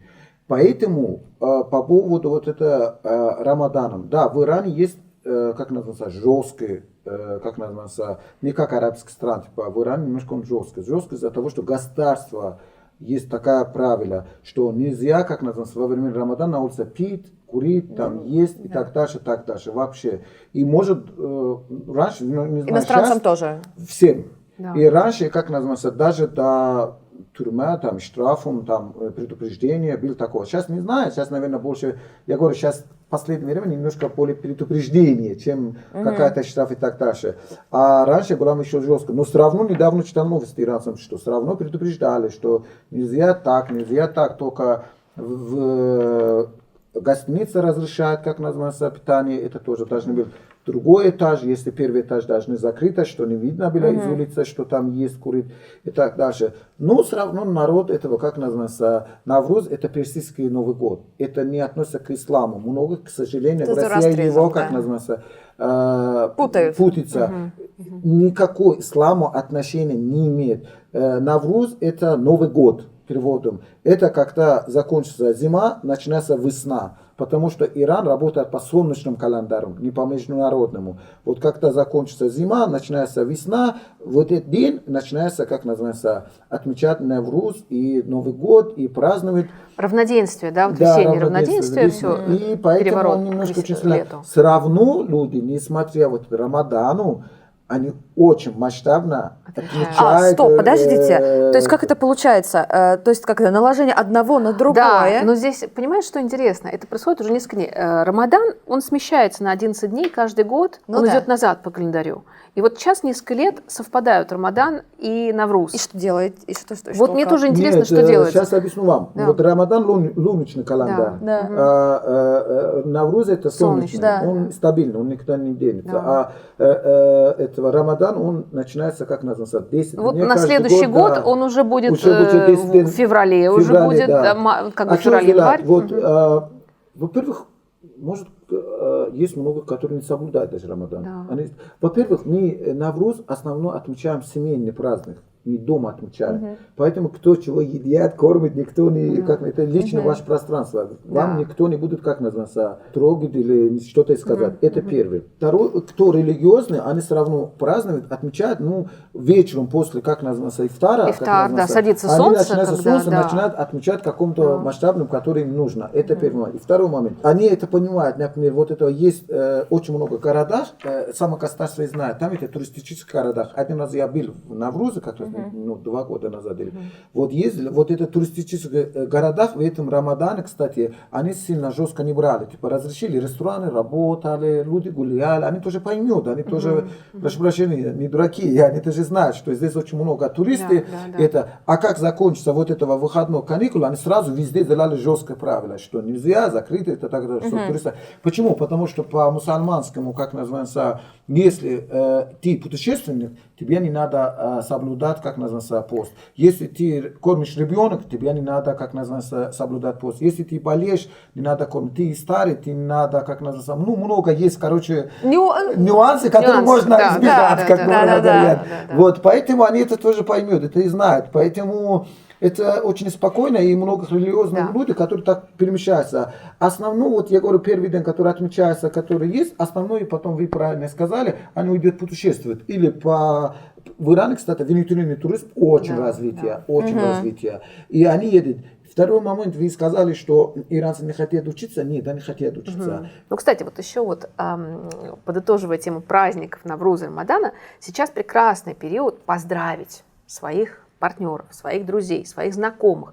Потому что, вот, понимаете, когда, вот, Агюн, к твоему вопросу, как готовиться к поездке, переговорам, готовиться заранее нужно. Вы уже таким образом покажете, что вы уважаете культуру, что вы не только про бизнес, но вы помните про Навруз, про Рамадан, пожелаете успеха, пожелаете благополучия семье, близким, друзьям. Это очень важно. Вот эти вот вежливые обороты, предложите какую-то строчку, ну, просто даже можно взять, пойти в книжный магазин, купить Амар Хайяма, Хафиза, да, сказать, а вот я вам желаю это на русском языке. Красиво. Понимаешь, это красиво. Да, вот, кстати, вот еще вопрос такой, эстетика и красота. Мы сказали про время, терпение, да, мудрость. А это вот как раз и к выводам и к рекомендациям. Вот что нужно. Да, что нужно. Эстетика и красота. Потому что восточные люди очень любят стихи, во-первых. Да? Все вот такое вот метафоричное, все такое вот красивое. Посмотри, даже как издана эта книга. Да? Здесь очень красиво. Она, во-первых, тяжелая. Она, во-первых, тяжелая, да. Вот. Так, да. Ну, потому что она очень красивая, и поэтому с какой стороны не посмотришь, все очень красиво. Смотрите, да? Вот здесь, да, вот так показать, да, на какую-то камеру, чтобы взять крупным планом. Вот посмотрите, какие иллюстрации здесь, да. И вот это относится в Востоке ко всему. Вот вы видите ремесло, шкатулки какие-то, резьбу по дереву, да, то есть люди, ну это иранское тоже традиционное, да, вот лаковые миниатюры. Изысканно, да. Да, и вы будете видеть, как работают мастера, вообще вот какие они создают шедевры, там и чеканки и так далее, да. То есть Восток это еще вот про красоту, про эстетику, поэтому обставляйте свою коммуникацию еще как-то эстетично, красиво, чтобы это все было, да. Вот, и это тоже люди отметят, и вас запомнят, вы выделитесь среди других конкурентов, среди других людей. Кстати, это вот есть даже, вот у меня иногда русские друзья, которые, русские, у меня основной русские, они спросят, так, например, бывает Новый год, вот это Рождество, иранцы начинают сразу, как называется, поздравлять. А потом они спросят, а что, они отмечают типа Рождество? Я говорю, нет, в Иране это принято, что они знают, у вас сейчас Рождество, у россиян, например, 7 числа, они об этом не знают заранее, они сразу вам поздравляют. Это первый момент. И второй момент, не надо забыть, что в Иране тоже живет очень разные, кажется, религии. В Иране 4 официальные религии. Вот мусульманин, христианин, все этого. Еврей и зороастризм. Это 4 официальные религии. Даже у них есть свои представительства в Государственной Думе или парламент Ирана. И в таком уровне, поэтому они нормально понимают. Да, в Иране очень много армян живет, потом как-то. И это надо все это понять, что они тоже поймут. Да, они в Иране в календаре даже есть 20, как католики, там 25-го, как называется, декабря Рождество, и сам даже духовный лидер поздравляет, даже он лично едет иногда, как называется, к христианам иранскому и поздравляет, которые у кого-то там, не знаю, там героев, которые там сын погиб в войне, тогда и поздравляет им семья, подарит, и это очень принято. Объясню почему, потому что Иран это шииты, не сунниты, это тоже надо учитывать, и это сильно тоже влияет на иранскую культуру. И почему? Потому что они знают, что это пророк Иисус, это наш пророк. Святая Мария, один из этого, который мы сами, этого. И еще второй момент, в шиите есть такая примета, как у христиан, примерно, да, мы знаем, что как-то чего-то с Господа Всевышнего спросим, обязательно надо, как называется, попросить у святых людей. Если мы попросим у святых людей, сделаем посредник, он попросит Господа, Господь быстро дает мои желания. послание. Почему? Опять Потому что посредники, это, да. Да. и это у христиан тоже есть. Как, например, христианский храм, если пойдет, очень много есть священники, которые есть, очень много вот фото, вид слует, свечок поставить. Святые, разные святые. Да. Если вы поедете, например, в шиитском храму, да, например, поедете, например, мавзолей имам Реза, не знаю, там разные есть такие, тоже видите, один в один, тоже там свечи поставили, там молитва, слует, один в один, очень много похоже, как называется, у христианов. Дорогие эксперты, мы с вами подошли к заключительному моменту нашей программы, и я оставила напоследок игру. Я хочу с вами поиграть. А игра состоит в чем? Я называю это блиц, но, возможно, где-то в бытовом плане это называется не блиц. Но суть в чем? Я начинаю фразу, а вы ее заканчиваете. Вот первое, что приходит в голову, так и заканчиваете. А что вы смутились, Ибрагим? Как бы Это по вот очереди, видите. то есть, допустим, что думает Ибрагим, что думаю Я буду, да, я начну Да, вот, я понял. да, вот так, по 5 вопросов. Ага, Так. каждому. Я начну с Марины. Марин, если вас пригласили в гости в Иране, будьте готовы к тому, что... Будьте готовы к тому, что вам придется принести какой-то подарок. Возможно, вас попросят сесть на пол, если стол накрыт на полу, потому что не все иранцы едят за столом. Кто-то ест за столом и знает, что европейцы привыкли за столом тоже к этому быть готовым. Быть готовым также к тому, что могут быть приглашены члены семьи, может быть, что-то заранее о них узнать и тоже подготовиться, приготовить свой подарок или сюрприз. Но посоветовала бы не приходить с пустыми руками, с какой-то небольшой, может быть, но маленькой, какой-то вот интересной символической вещью, сувениром в дом прийти. Бизнес в Иране – это как игра в шахматы, потому что… Есть очень много тонкостей, которые непонятны, даже иногда самому нам. Очень хорошо. Очень Не хорошо. знаешь, какой будет следующий ход. Да. Марин, если бы я была иранкой, то каждое утро начинала бы с… То каждое утро начинала бы с чашки вкусного чая. Хорошо, хорошо. Но, кстати, ты знаешь, вот у меня есть иранский А чайник. можно, извиняюсь, я вас Да. пробую. Если она была иранской женщиной, с первого очередь указ дать своему мужу, что надо сделать. Что надо сделать? Да. Да. Вот. Да. Кстати, ты знаешь, вот я принесла хафиза, но надо было еще принести сюда иранский чайник. Понять иранскую бюрократию можно только если… Если работать в власти Ирана. Хорошо.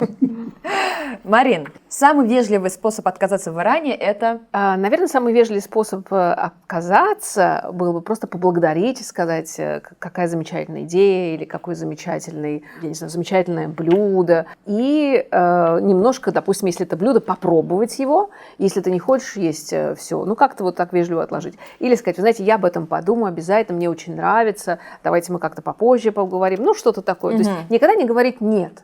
Не давать сразу ответ вот такой вот отрицательный, просто поблагодарить с улыбкой, как вот уже вот мы сегодня говорили, вежливо. Самый неожиданный способ провести платеж в Иране – это… Сарафи. Ну ладно. Первое, да, что пришло в Да, голову? система Хорошо. Сарафи. Хорошо. Все иранцы так работают. В Иране даже бизнес-встреча может превратиться в… В Иране даже бизнес-встреча может превратиться…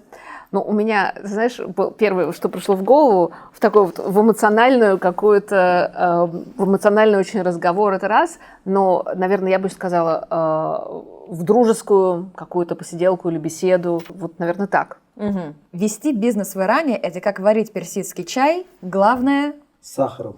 Побольше заварки. С сахаром, хорошо. Попробовав иранскую кухню, я поняла, что… Это самая лучшая кухня в мире. Правда, очень-очень вкусно и невероятно вкусное мясо. Иранцы прекрасно, мне кажется, лучше всех готовят баранину. Нигде, наверное, ни в какой кухне мира, по крайней мере, вот если сравнивать с иранской, это самое-самое лучшее, наверное. Но вообще она такая разнообразная, хотя многие говорят, что вот это только рис, но на самом деле рис даже готовится с такими разными способами, бывает разноцветный, и с ягодами, и с вишнями, и, в общем, все очень невероятно вкусно. Когда иранец говорит «завтра», на самом деле он имеет в виду… Послезавтра. Я тоже подумала послезавтра. Это еще хорошо послезавтра, сказали, прям. Молодцы. Классно. Спасибо вам большое. Спасибо большое. Спасибо большое, Айгюн, тебе, и успеха в программе. Я очень реально, у меня есть надежда, вот такие программы побольше быть, Почему? Потому что это реально очень сильно помогает. Мы здесь обсуждали все очень открыто, без какая-то, не знаю, там, не хотели никого обижать, никому там критиковать или там против каких-то власть. Нет, мы здесь открыли то, что есть, где реально такая программа должна быть. Потому что если хотим успешно быть здесь, надо быть открытым и по-честному. Тогда и культура будет близко. Второй момент, поверьте мне, Россия и Иран очень близко друг к другу, по культуре даже близко. Просто немножко надо это учитывать. Россия очень сильная страна, этого не смотря. Иран тоже там. И смотрите, сколько санкций, сколько там, как называется, русофобия, сколько там в Иране начинали вот изоляция. Мы не умерли. Мы наоборот выросли, мы даже умели что-то сами себе создать. Это значит, мы если будем вместе, и мы можем управлять, я не говорю на все мир, но большинство часть мир даже можем управлять и показать, мы сильны нас. Потому что в России очень умные люди.